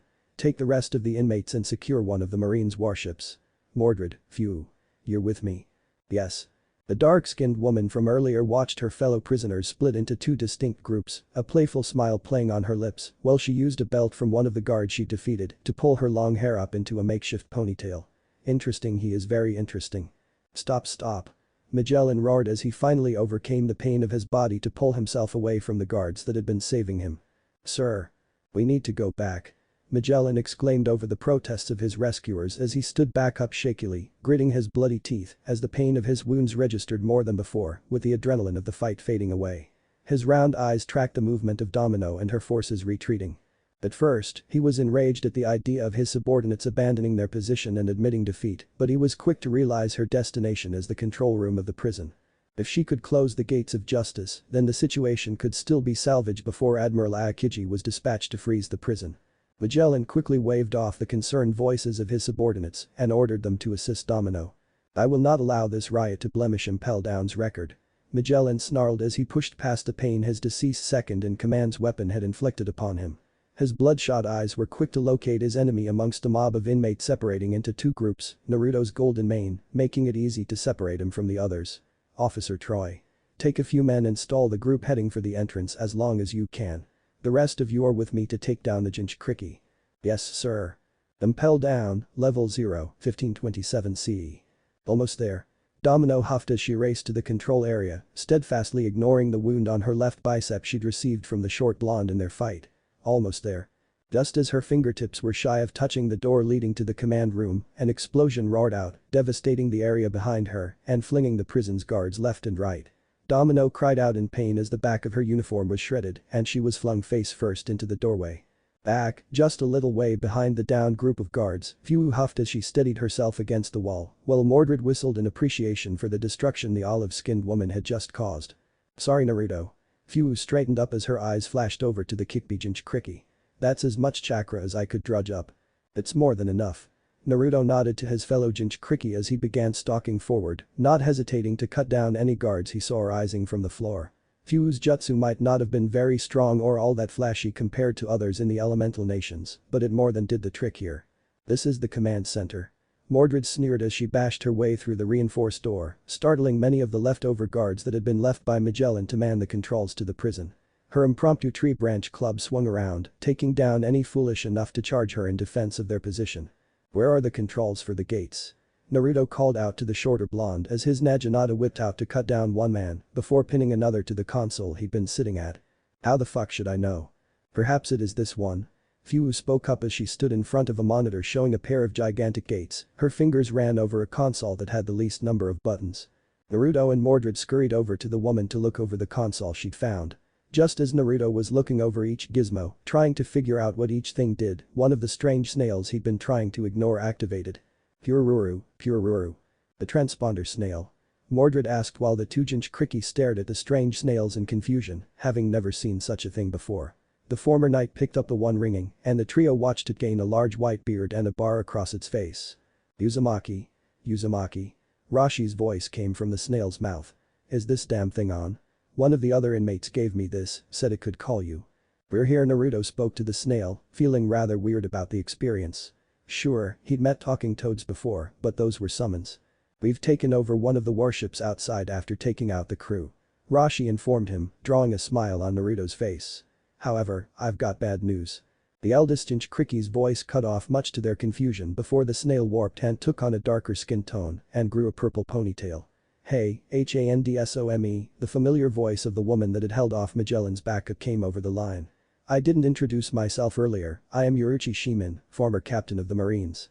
Anyways, while we were taking the ship, I intercepted an outgoing conversation between the ship's former commander with Marineford. Apparently, the fleet admiral is sending Admiral Aokiji to use his devil fruit to freeze the prison and prevent our escape. We've got at best a half hour before he arrives. The fuck's a devil fruit? Naruto asked Fu as his brows furrowed in confusion, while his fellow Jinchuriki shrugged her shoulders, much to the bewilderment of Mordred. Can you see the gate from where you are situated? Naruto asked, choosing to move past the confusing word. Yes. It's open right now. Yuruchi answered in the affirmative. Good. Naruto nodded with a smirk. I don't suppose you know how to keep it open so we can sail out without that bastard Magellan closing it at the last second. The snail pursed its lips in a show of consideration. I couldn't say for sure. I was never stationed in a position where I'd be able to influence the gates while I was still a marine. Perhaps you can just smash it. Happy to. Mordred smirked savagely before she spun around, ignoring Naruto's startled wait. As her club came down and smashed through the console they'd located earlier, the heavy, sturdy wood cleaving through the metal making up the machine. Shit.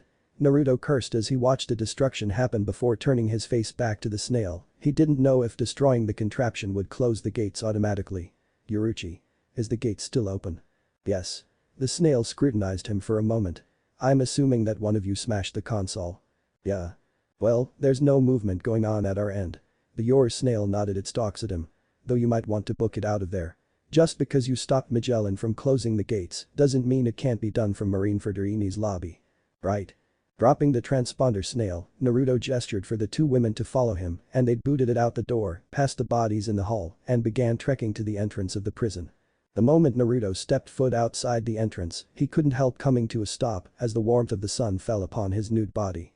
He hadn't felt such warmth in over 20 years. Fu was no better. Being forced to sit in a cramped cell in eternal gloom for decades would have that effect on a person. Compared to her comrades, Mordred didn't have such a problem, given that the starvation hell had been an arid desert. We need to move, people. Mordred pushed the two Jinchuriki forward, breaking their daze. She couldn't imagine being imprisoned for as long as the two of them had, but she wasn't about to let reinforcements from the guards catch up to them from behind, or for the terrifying idea of one of the three admirals freezing them. Akiji's powers were worse than Akanu's as far as she was concerned, and she had met the Navy's mad attack dog before. At least with the magma, you'd fucking die. Akiji could freeze them solid, and they'd wake up back in their hell. Halt. Magellan came roaring out of the prison with his squadron behind him, his maimed left hand raised and ready to unleash a deluge of poison onto the escaping inmates, just as Naruto hauled himself up onto the deck of the ship behind Fu and Mordred. Shit. The Kyuubi Jinchuriki scowled as he leaned on his palm. This fucker really doesn't know when to give up. Yoruichi stated as she dropped down next to him, a fierce scowl on her usually playful face, as she glared down at the stone bracelet wrapped around her wrist before returning her glare to the poison wielder. If his goal wasn't to keep us locked up in this hell, I'd be impressed. Hide. Magellan was cut off and unleashed another Hydra when one of the inmates panicked and fired a shot from one of the cannons, the cannonball smashing into Magellan's chest and launching the baboon bastard backwards. It didn't kill the man, but it sure as hell left a divot in his chest and made it hard for him to breathe, even as he was thrown backwards into his men, many of them screaming in pain and horror as their warden's poison covered them from the interrupted technique.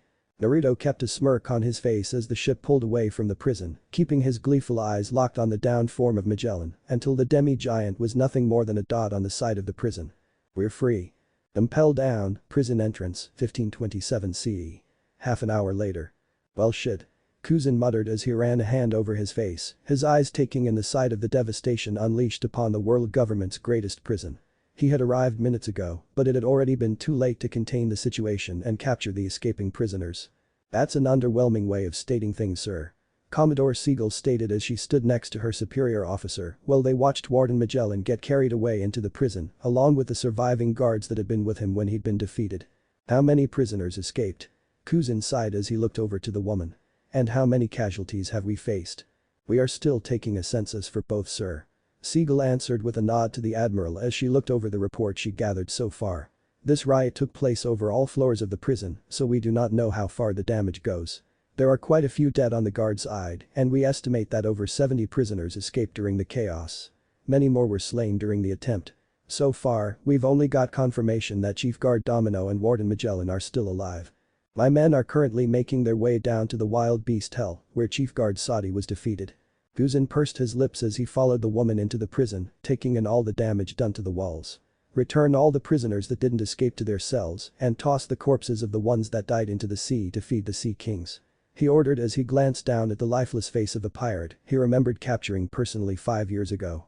Take all the surviving guards to the infirmary and respectfully prepare the dead for transport to be buried at sea. Yes, sir. Commodore Siegel saluted before moving off to aid in the efforts.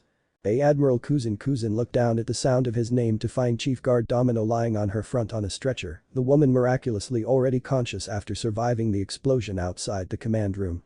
She was unmarred for the most part, except for a nasty welt on her forehead from being thrown face first into the door, and the back of her uniform had been shredded by the explosion, leaving burns across her exposed back. Chief Guard Domino. Kuzan nodded to her as he knelt next to the stretcher she was being carried on, the two Marines attending to her coming to a stop. Who caused all of this? How were the prisoners able to escape? We don't know, sir. Domino gasped as she moved to prop herself on her elbows, only to drop back down as her burns flared with pain.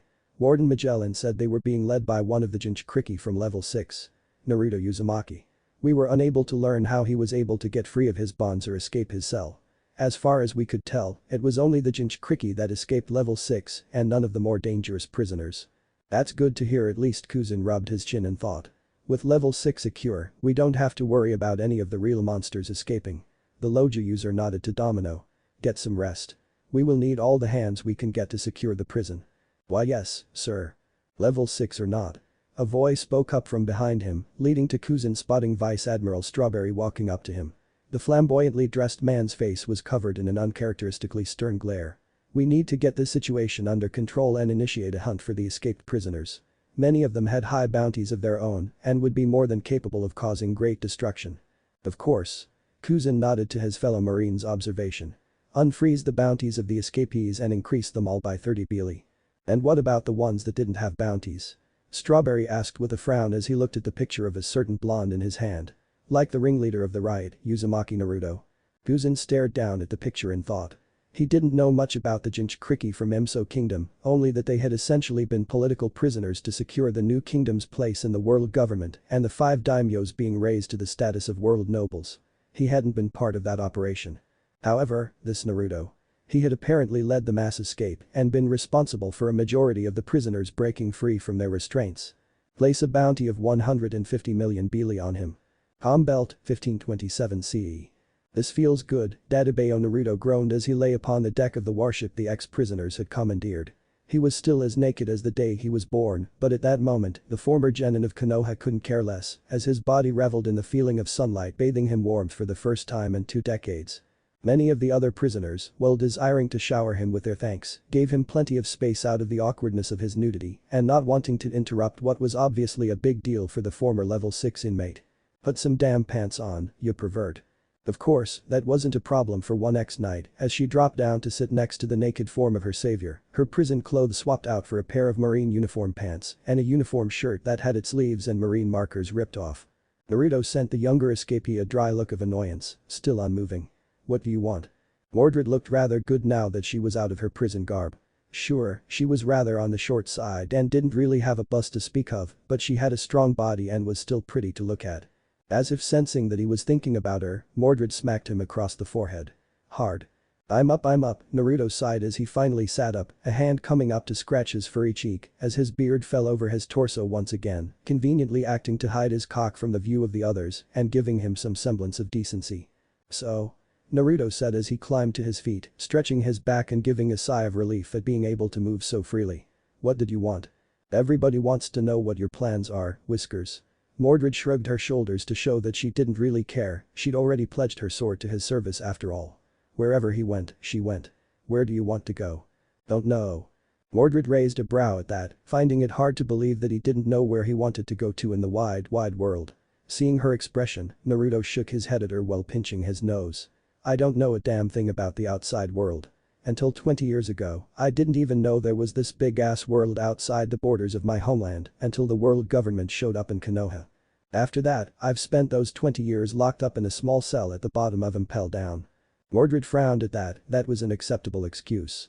She'd heard there were some rather isolationist countries out there that were either naturally ignorant or kept ignorant by their rulers of the outside world. Where are you from then? The place called the Elemental Nations. Naruto shrugged. I don't know if that's what the people out here call it though. Well. Mordred pursed her lips as she thought of how to bridge this dilemma before realizing that she didn't know all that much about the outside world, either having spent much of her childhood and teen years squiring and then acting as a knight for her homeland. She'd never set foot off her island until she was handed over to be imprisoned in Impel Down by her former comrades for the rebellion against the crown she'd accidentally sparked. If what I heard is correct, then we are in one of the calm belts right now. Calm belts? Yeah. Mordred nodded her head. It's a stretch of ocean that wraps around the planet on the borders the Grand Line has with the other seas. There's literally no wind in these waters, so we can't sail with sails, hence the name Calm Belt. It's also home to underwater beasts known as Sea Kings that attack ships passing through its waters. Of course, with a marine ship, we won't have that problem. Don't know why, so don't ask. Naruto closed his mouth and lowered his hand, indicating that he had been about to ask about it. Instead, he continued following the shorter blonde up the stairs to the helm of the ship, where he found Jinchuriki conversing with the short ex-Mizukage as she steered the warship through the treacherous waters. I see you're done enjoying yourself, 9. Yugura stated as he looked away from his conversation with the dark-skinned beauty and laid his eyes on his nude fellow Jinchuriki. The shortest of the 6 Jinchuriki formerly imprisoned in Impel Down had shaved his beard, leaving his face once again, while Naruto was sunning himself bare and his hair was short once again. He was still dressed in his prison clothes but didn't seem to care all that much. Yep, Naruto rolled his eyes at them all. So, he wanted to enjoy the warmth of the sun and the feeling of the fresh air for a while longer, sue him. It had been 20 years since he'd felt such a novel sensation. You never know what you take for granted until it's gone. Any idea where we're heading, beautiful? Naruto turned his head towards Jinchuriki, who he found had no problem at all ogling his naked form. Well. Initially, I was intending on sailing for Rusakena Island, but we'd have to pass by Amazon Lily to get there. Yuruchi smirked as she raised her eyes from where his crotch would be to his bearded face. I don't think we want to contend with one of the warlords however, and we'd most certainly have to deal with Bo Hancock if we got so close to her island. So, I'm taking us to South Blue, specifically Karate Island. It's the closest landmass that is safe to land on. Warlords? Naruto asked as he looked at Mordred. They're 7 pirates that work closely with the Marines as a deterrent against stronger pirate crews and the emperors of the New World. The ex-knight answered, even with her limited knowledge of the world, she knew about the warlords. There's usually only 7 of them at a time. The one she's talking about is Bo Hancock, who is called the Pirate Empress because she is the captain of her own crew and she also rules as empress of her homeland. Ah. So, handsome. Yuruchi spoke up again as her yellow cat-like eyes turned to inspect him again, though this time she kept her gaze above the belt. What are your plans now that you're free? Not sure. Naruto looked over to Yugura as if asking his fellow Jinchuriki's opinion. I've had enough of politics. Yugura shook his head as he moved to lean against the railing overlooking the rest of the ship and crossed his arms. I dealt with enough shit as the Mizukage, especially in the last few years of my reign, while I was under the control of that shitbag you killed back in level 6. His pink eyes met Naruto's blue gaze, and he nodded. Thanks for that by the way. You're welcome. Anyways. Yugura continued. I intend on finding a nice quiet place to lay low, and once enough time passes, maybe I'll make a quiet normal life for myself in a small town. Isobu would probably like the coast. Sounds fun, Naruto mumbled as he stroked his beard. Though I don't think I'd be able to do that myself. Yeah. Yugura chuckled to himself at the notion of Naruto being able to settle somewhere quiet, especially after the brutal fashion he'd freed them all. I wouldn't think Uzumaki could do quiet and peaceful. Naruto cocked an eyebrow at the Mizukage in curiosity of what he meant. Did that mean he'd met others by his surname before? Well. If it's any help. Yuruchi spoke up again after Mordred made a motion towards Naruto that she'd go where he goes. I don't think you would be able to do much other than become a pirate or join up with the revolutionaries, given how high profile you've become after being the leading force in the first mass breakout in Impel Down's history. You caused quite a bit of damage to the prison and its forces during our breakout. Other than that, you would simply to live a life on the run. Pirate or revolutionary? Naruto hummed in thought. Where would I even find a revolutionary? Give that being a revolutionary would denote someone as a rebel, I don't think they'd broadcast their location. True. Well. To offer my own 2 cents. Yugura spoke up again, drawing everyone's eyes to him. I've met Uzumaki clan members in the past, and they were always a rather wild bunch. I think you'd be better off as a pirate out on the sea, especially since I can't see you taking orders so easily after what we've gone through. I'll have to think on it. Naruto narrowed his eyes, ignoring the mention of the Uzumaki clan Yugura made for the time being. Though it made him wonder why exactly he was treated so badly in Konoha if he was part of a clan. First things first. I'm gonna find myself a knife and cut this thing off my face. He declared as he began scratching at his beard, dislodging some of the lice that had taken residence in his imprisonment. Naruto walked away at their laughter and Mordred's yell for him to find some pants while he was at it. Stepping below decks for the first time, he quickly tracked down the quarters of the crew and made quick work of his overly long beard. Marineford, Vice Admiral Haddock's office, 1527 CE. Vice Admiral, sir. A woman in her early 30s wearing a uniform denoting her rank as a lieutenant raced into the office, making Kakashi Haddock, former Jounin of the Hidden Leaf and now Vice Admiral of the Marines, open his uncovered eye tiredly. He'd finally gotten enough time to take a break from all the paperwork. Damn it. You need to see this, sir. What is it, Sakura-chan? He asked as he took his feet off the desk and sat up straight in his chair, laying eye on his former student. You know you don't have to call me by my title all the time. The pink-haired ex-Kunoichi rolled her green eyes at her superior and former teacher as she dropped a folder on the man's desk, her face becoming serious once again. Vice Admiral Haddock, sir. Kakashi rolled his eye at her tone. This is really important. You really need to see this. Kakashi blinked when he saw the woman chew her bottom lip as she looked down at the folder she had brought him. In the last 20 years since they had left the shinobi forces of Konoha to join the Marines, he'd rarely seen her do that unless she was concerned. In fact, the last times had been when Sasuke had finally confronted Itachi and when her daughter entered the Marineford Academy without telling her. Glancing down at the folder, the man put aside his laid-back mask and picked it up before leafing through it, frowning when he read that it was a report from Admiral Kuzan. The further and further he read through the file, the more and more his face became slack with shock. It became paramount when he got to the picture of a certain once familiar blonde that had changed so much since the last time he'd laid eyes on his unfortunate student. Where once there had been a happy-go-lucky expression on the whiskered face of a teenager with short spiky locks, there was now the rage-filled glare of a full-grown bearded man with a blood-splattered face glaring back at him. Naruto escaped. Kakashi breathed in shock, his lone eye flickering up to meet Sakura's concerned gaze. How? He should have known something was up when his hidden Sharingan had begun itching something awful yesterday, roughly around the same time Naruto broke free to be exact. Sakura fidgeted slightly as she placed another group of papers on his desk. Investigations in Level 6 by Admiral Kuzin and Commodore Siegel revealed that Chief Guard Saldith had been murdered near Naruto's cage, and there was the body of an unknown masked man nearby, whose identity is unknown by any of the staff of the prison or the Marines. However, we believe that he was a shinobi. Kakashi raised a brow at that as he looked down at the picture of the masked man's mutilated face, his lips thinning behind his mask, as he couldn't help but feel a sense of deja vu at the sight of the man's heavily scarred face and the spiky black hair framing his pale face. What brings them to that conclusion? Sakura placed a picture of a smashed-up, gooey object on the desk. His eye was ripped out and tests run on it by one of the ex-Konoha shinobi in the Marines that was assigned to Commodore Siegel's forces believe it to be a Sharingan eye. Kakashi's eye widened and flickered up to Sakura's equally disturbed face, both retaining their calm at this revelation, despite the odds of such a thing happening. They only knew two other people still alive other than himself that had a Sharingan, and one was completing her training at the academy here on Marineford, while the other was currently stationed in the New World.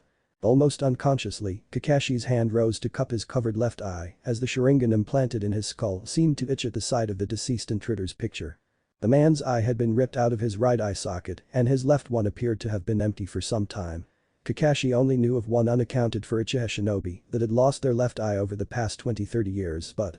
no. That was impossible. Obito had died saving him and Rin from the cave-in during their mission to the land of grass. It couldn't be him. Grimacing and shaking his head to dislodge the thought of his long-dead teammate possibly being alive for the last 33 years and never reaching out, Kakashi returned his attention to Sakura.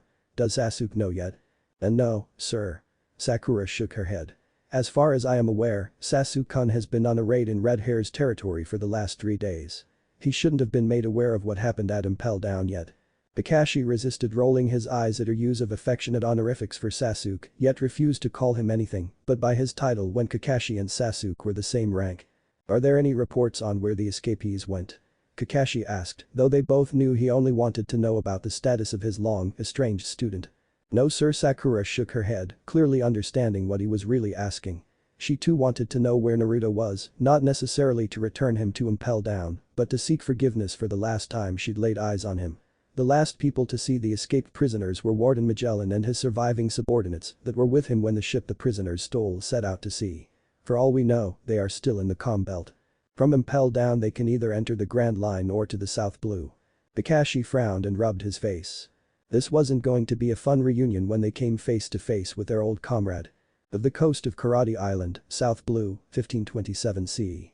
Naruto sighed in happiness as he stepped back up on deck, his bottom half covered in a pair of new clean pants and his feet covered by a pair of boots he'd snagged from the storage area where apparently the belongings of prisoners consigned for Impel Down were kept. Adorning his shoulders was a rather nice coat similar to those worn by Marine captains, only this was a crimson red with gold buttons. His beard had been shaved down to a respectable length and his once massive mane of golden hair had been shaved down until it only reached the middle of his back rather than hanging to his knees. A nice long shower in the captain's quarters with a rather expensive smelling shampoo and a great deal of time combing through his hair had seen to the lice plaguing his hair. On that note, there were a great deal of dead bugs and eggs lying on the shower floor right now. The Jinchuriki leered as he rejoined the dark-skinned beauty up on the helm. You're even more handsome than I thought, handsome. Naruto flashed the woman a smirk before turning to look at Mordred who was looking at his cheeks in surprise. You know, when I was calling you Whiskers, Mordred started as she cocked a brow and her green eyes rose to meet his. I didn't think you actually had whiskers under that beard of yours. They're birthmarks. Naruto shrugged as he ran a hand through his hair. It was so strange having it shorter again and for it to be clean after decades of sitting in grime. I've had them as long as I can remember. I think they make him look exotic. Yurichi pipped up with a purr as her yellow eyes raked over his body. Quit being horny, you damn cat. Mordred snapped at the woman, getting an impish smirk from the current helmsman. Hat? Naruto asked as he looked between the two of them, a little lost on what comparison was going on. Mordred snorted after looking away from the dark-skinned woman. She's a devil fruit user, some kind of cat zone.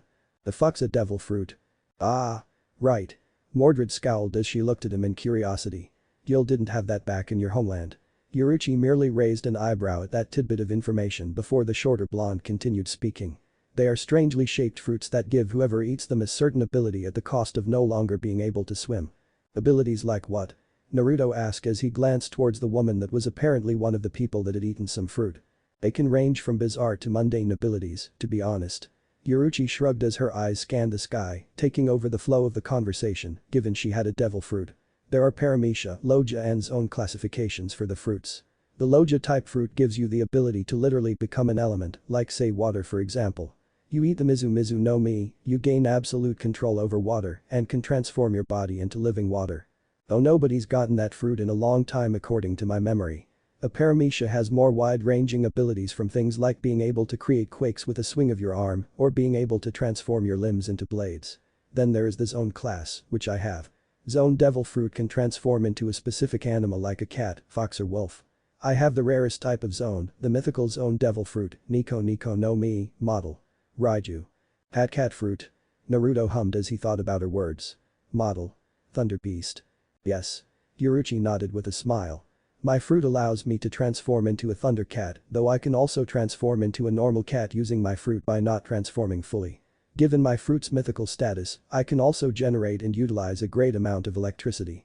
Thankfully, as a side effect of that, I am immune to electricity and can't be shocked or electrocuted. Weird. Naruto hummed before glancing down at his palm. Though I suppose I don't have room to talk considering I have a giant furball sealed in my gut. Wah. Land Ho Karate Island is on the horizon. A shout came down from the tallest mast, interrupting Mordred and Yuruchi's attempted question about what Naruto had meant. The three of them looked up to see a somewhat emancipated man peering down at them. Yuruchi called up an affirmative to the man in thanks, and her eyes sparkled at the sight of the coastline coming up. Karate Island? Naruto asked in bemusement. Who named an entire island after a martial art? Yeah. Yuruchi nodded with a smile as she turned the wheel, and the ship altered course away from the port that came into view, instead heading away from the civilization and towards a stretch of beach that would be out of view of the locals. The island is a hot spot for martial artists coming to hone their craft. There is a tournament every few years that takes place at the island center between martial artists of all kinds. I had intended on attending the last one, but I ended up framed and imprisoned. Huh. Naruto left the helm after that, making his way down to the main deck after noticing Rashi and Fu standing at the railing looking at the island wistfully. He couldn't blame them. He hadn't seen so much green since those bastards took him from the land of fire. Just as he was about to reach his fellow Jinchuriki, he found himself stalled by a figure moving into his path. Ah, you're the guy that broke us all out. The man exclaimed excitedly just before his next words caused Naruto's brain to stall. I saw you tank Magellan's poison. Do you mind if I dissect you? What the fuck? Naruto's attention immediately refocused on his assailant to find a gray-haired man with his eyes hidden behind large round glasses and a somewhat handsome face that was marred by a stitched scar running across his left cheek under his eye, across the bridge of his nose and disappearing into his hair between his brows. He had muscles, but they were lean rather than pronounced. The most noticeable thing about the strange man was the large screw poking out through the sides of his head. The right side had the bottom of the screw, while the left side had the large head of the screw. He certainly had the mad scientist vibe going for him, something Naruto had only ever seen in Orochimaru before. What? Naruto asked flatly as he stared the man in the face. Oh, my apologies. The man said and Naruto blinked when he began turning the screw in his head. The fuck? I forgot to introduce myself. Vega did always chide me for that when I worked with him. My name is Stein. Frankenstein. I'm a scientist and I find you fascinating. There are very few things that should be capable of withstanding the acidity of Magellan's strongest poison, and I very much did not think that a human body could do so until you dived headfirst into it. And you want to dissect me? Naruto deadpanned. Yes. The man's smile grew psychotic and Naruto was beginning to understand what had probably landed him in Impel Down for however many years he'd been there. It'd mean a great deal for SCIENC. No. Naruto shook his head and began walking away from the clearly disturbed individual. Just no. To the man's credit, he didn't look disappointed or discouraged by Naruto's refusal. In fact, much to the Jinchuriki's discomfort, Stein's eyes followed him across the deck as he continued his short journey to Rashi and Fu. It felt like the madman was already dissecting him with his eyes the way they moved across his body and the smile that seemed to split his cheeks. Attracting the crazies, are you? Rashi asked with a mirthful snort when Naruto finally joined them, his eyes tracking the stitched-up man as Stein returned to what he'd been doing prior. Naruto felt sorry for the injured ex-inmates the man was operating on, not knowing whether they were being healed or just being subjected to dissection. That's quite Uzumaki-like of you. Naruto chose not to question the odd phrase again. He was dying to know what it was his fellow Jinchuriki knew about his family, but at the same time, after all this time, he didn't really care enough to pry. If he had family, had a clan. They'd done nothing for him in the 33 years he'd been alive. Yeah. Laugh it up. Naruto chuckled dryly as he came to a stop. Looking over 4 and 7, the ninth's lips turned downward to a frown. What are you guys planning to do now that we are free? You mean, do we want to join your little crew we overheard the blonde crowing about? Or go about our separate ways? Rashi asked with a raised brow, looking dryly at his fellow Jinchuriki. When Naruto nodded, Rashi rolled his eyes. I don't know about number 7 here, but I'm too old to be doing this shit anymore. As soon as I find a nice, isolated place, I'm going to return to the life of a hermit like I had been doing before I fell. Naruto nodded hesitantly before he looked at Fu. And you? The mint-haired woman turned to look at Naruto with a searching gaze and a thoughtful frown. I am not sure. She confessed before looking at the beach as the ship pulled up into the shallows. I'm tired of the world.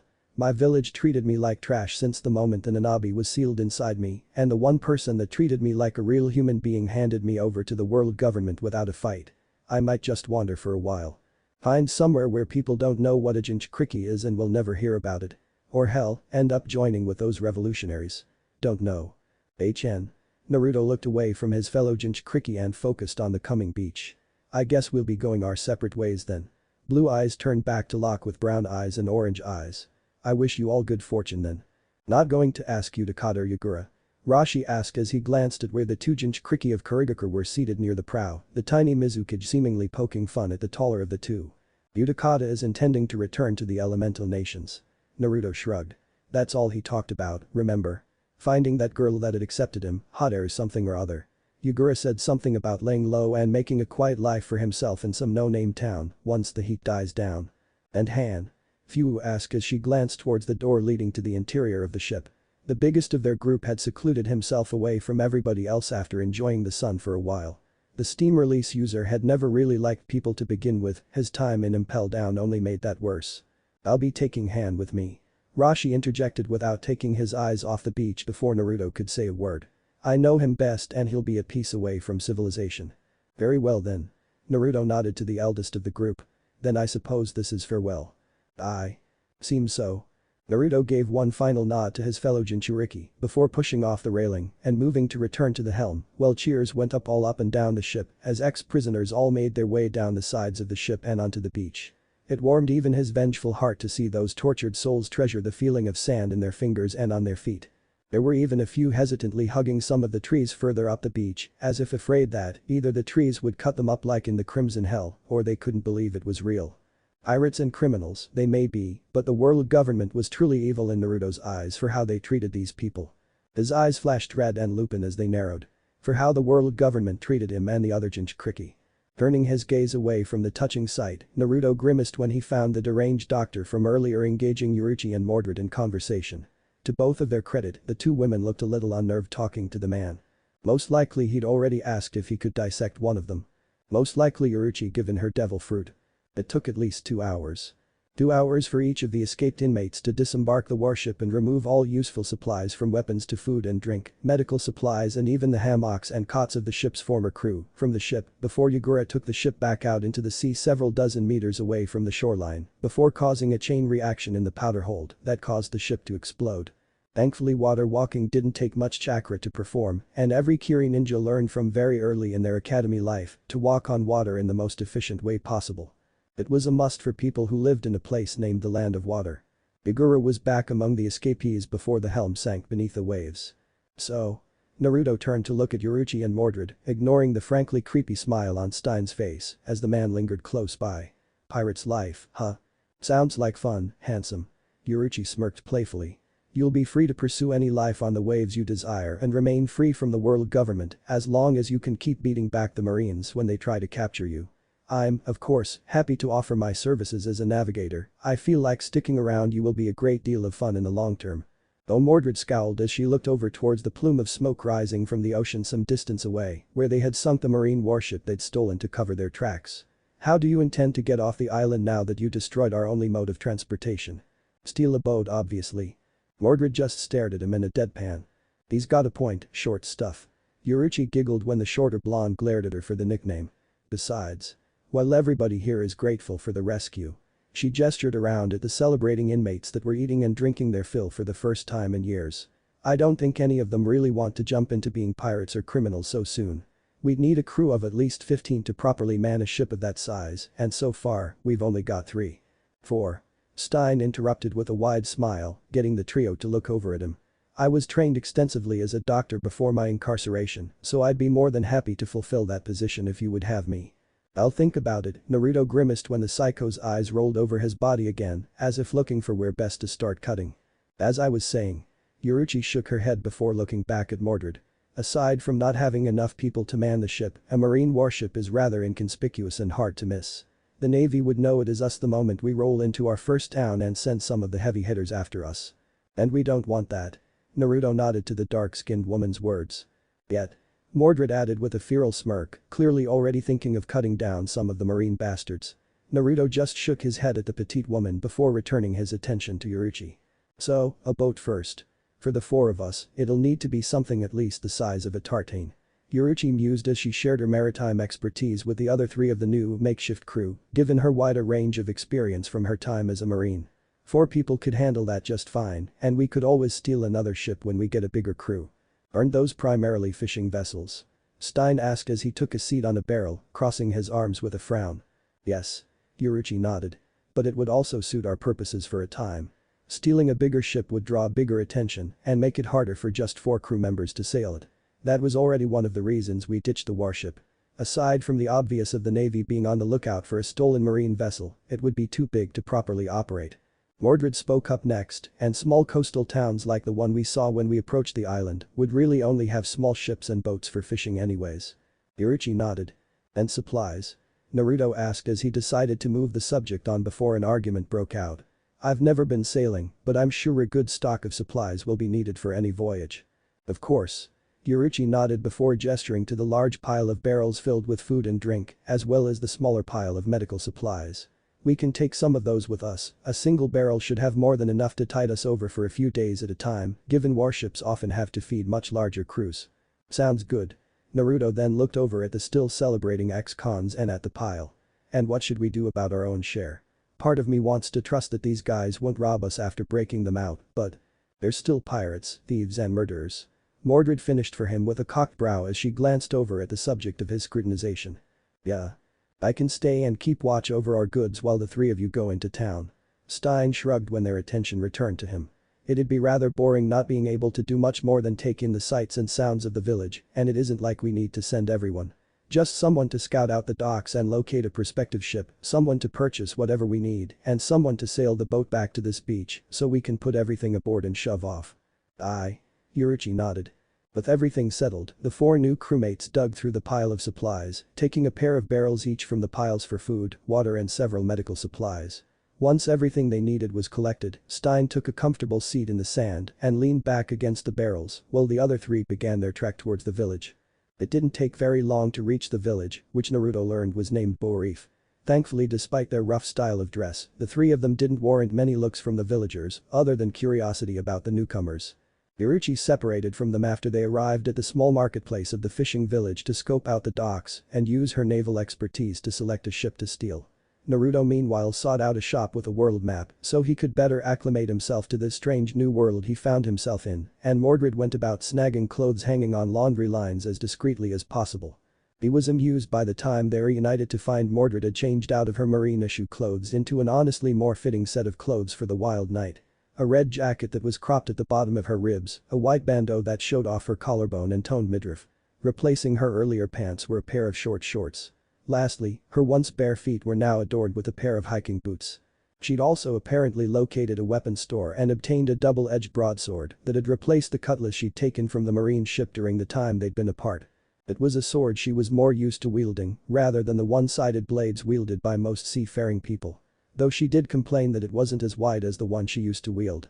She tossed him a frilly-looking monstrosity of a shirt and told him to pull it on to cover up his bare chest. He just laughed at her before adamantly not doing what she told him to do and just tucking the article of clothing inside one of the pockets within his appropriated coat. An hour in their search had Yurichi locating them and then dragging her two crewmates to the docks, where she pointed out a small, non-descriptive ship with a pair of sails that didn't look big enough for a large crew, but was just big enough to suit the purposes of the four new crewmates and whatever supplies they snagged from the beach. It didn't take long to sneak aboard, nor for Mordred to disconnect the rope holding the ship to the dock. Under Yurichi's experienced hands, the ship pulled away from the dock smoothly and returned to the open waters of the bay. There isn't much in the way of legroom beneath the deck. Naruto brought up as he climbed up the ladder leading beneath the deck, thankful to be back in the fresh air and escaping the aroma of fish that dominated the hold of the fishing vessel. Especially if we get a lot of supplies. To be expected. Yurichi nodded to his assessment, her eyes easily tracking the waves and the route they needed to take to get to the beach they'd left the rest of the convicts. Didn't get it for its eyes, and it'll suit us just fine until we get a bigger crew. Are you sure it isn't because you like the smell? Mordred called out from the side of the ship, the petite knight leaning against her newly appropriated sword, a smirk on her lips, even as she wrinkled her nose at the fish odor leaking up from below deck. Yurichi just deadpanned at her fellow female. Just because I am a cat zone doesn't mean I absolutely love fish. Sure, I enjoy the occasional fish, but the smell is worse for me than it is for you. My senses are more acute than a normal human like you. Mordred just stuck her tongue out in response. So Yurichi purred as she looked back to Naruto, her eyes becoming hooded as she looked him up and down once again. Since we're gonna be a pirate crew and all, what did you want us to be called? Called? Naruto asked with a cocked brow as he leaned against a railing on the side of the ship, his eyes evaluating the former marine. Yeah. The dark-skinned beauty nodded as she steered the ship around an outcropping of rocks, the beach coming into view. There are so many pirate crews across all of the blues and in the Grand Line, especially since the Pirate King, Gold Roger, challenged them all to find his legendary treasure, the One Piece, during his execution. Each individual crew is often given a name to separate them from the rest. The One Piece.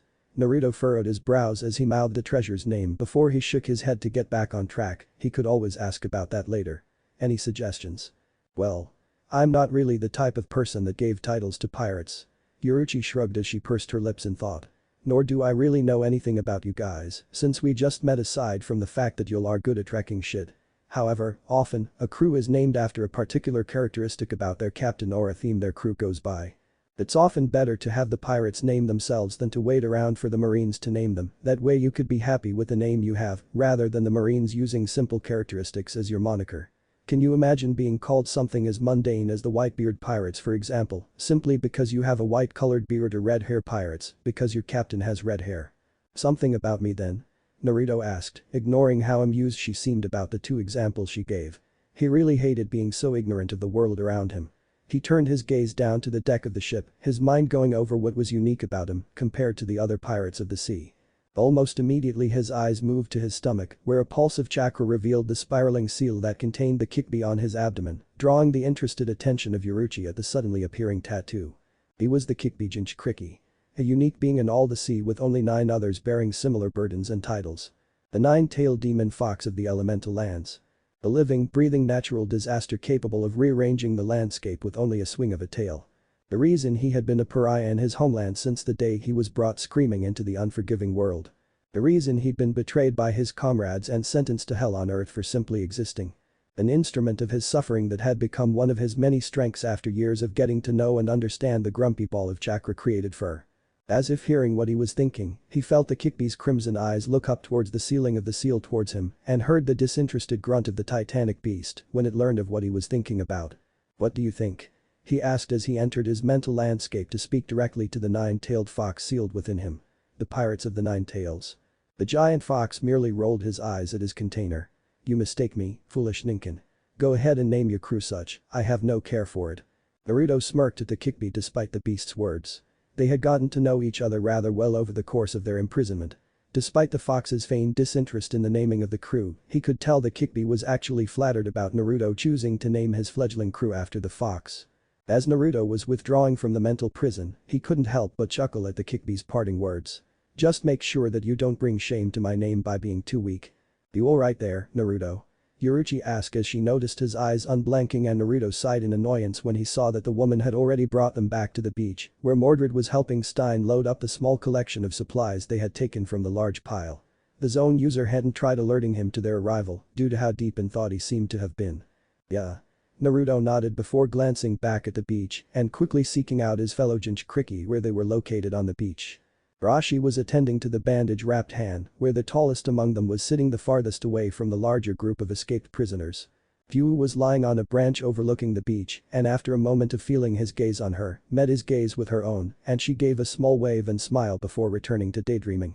Utakata was doing his best to evade a rather curious fan that had witnessed his feats in the prison. The bubble user had a rather annoyed look on his face. Igura drew a bit of annoyance from Naruto when he saw the Jinchuriki of the Sanbi lying in the water without a care in the world as the waves washed over him.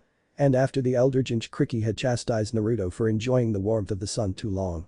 Igura seemed to feel number 9's frustration too, as the sarcastic ex-Mizukage merely opened his left eye and sent a smirk at his fellow Jinchuriki. A raised middle finger was Naruto's answer.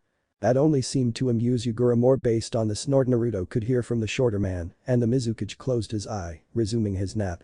"Are we ready to head out, Captain?" Stein startled Naruto when the stitched-up maniac popped up out of nowhere next to the blonde.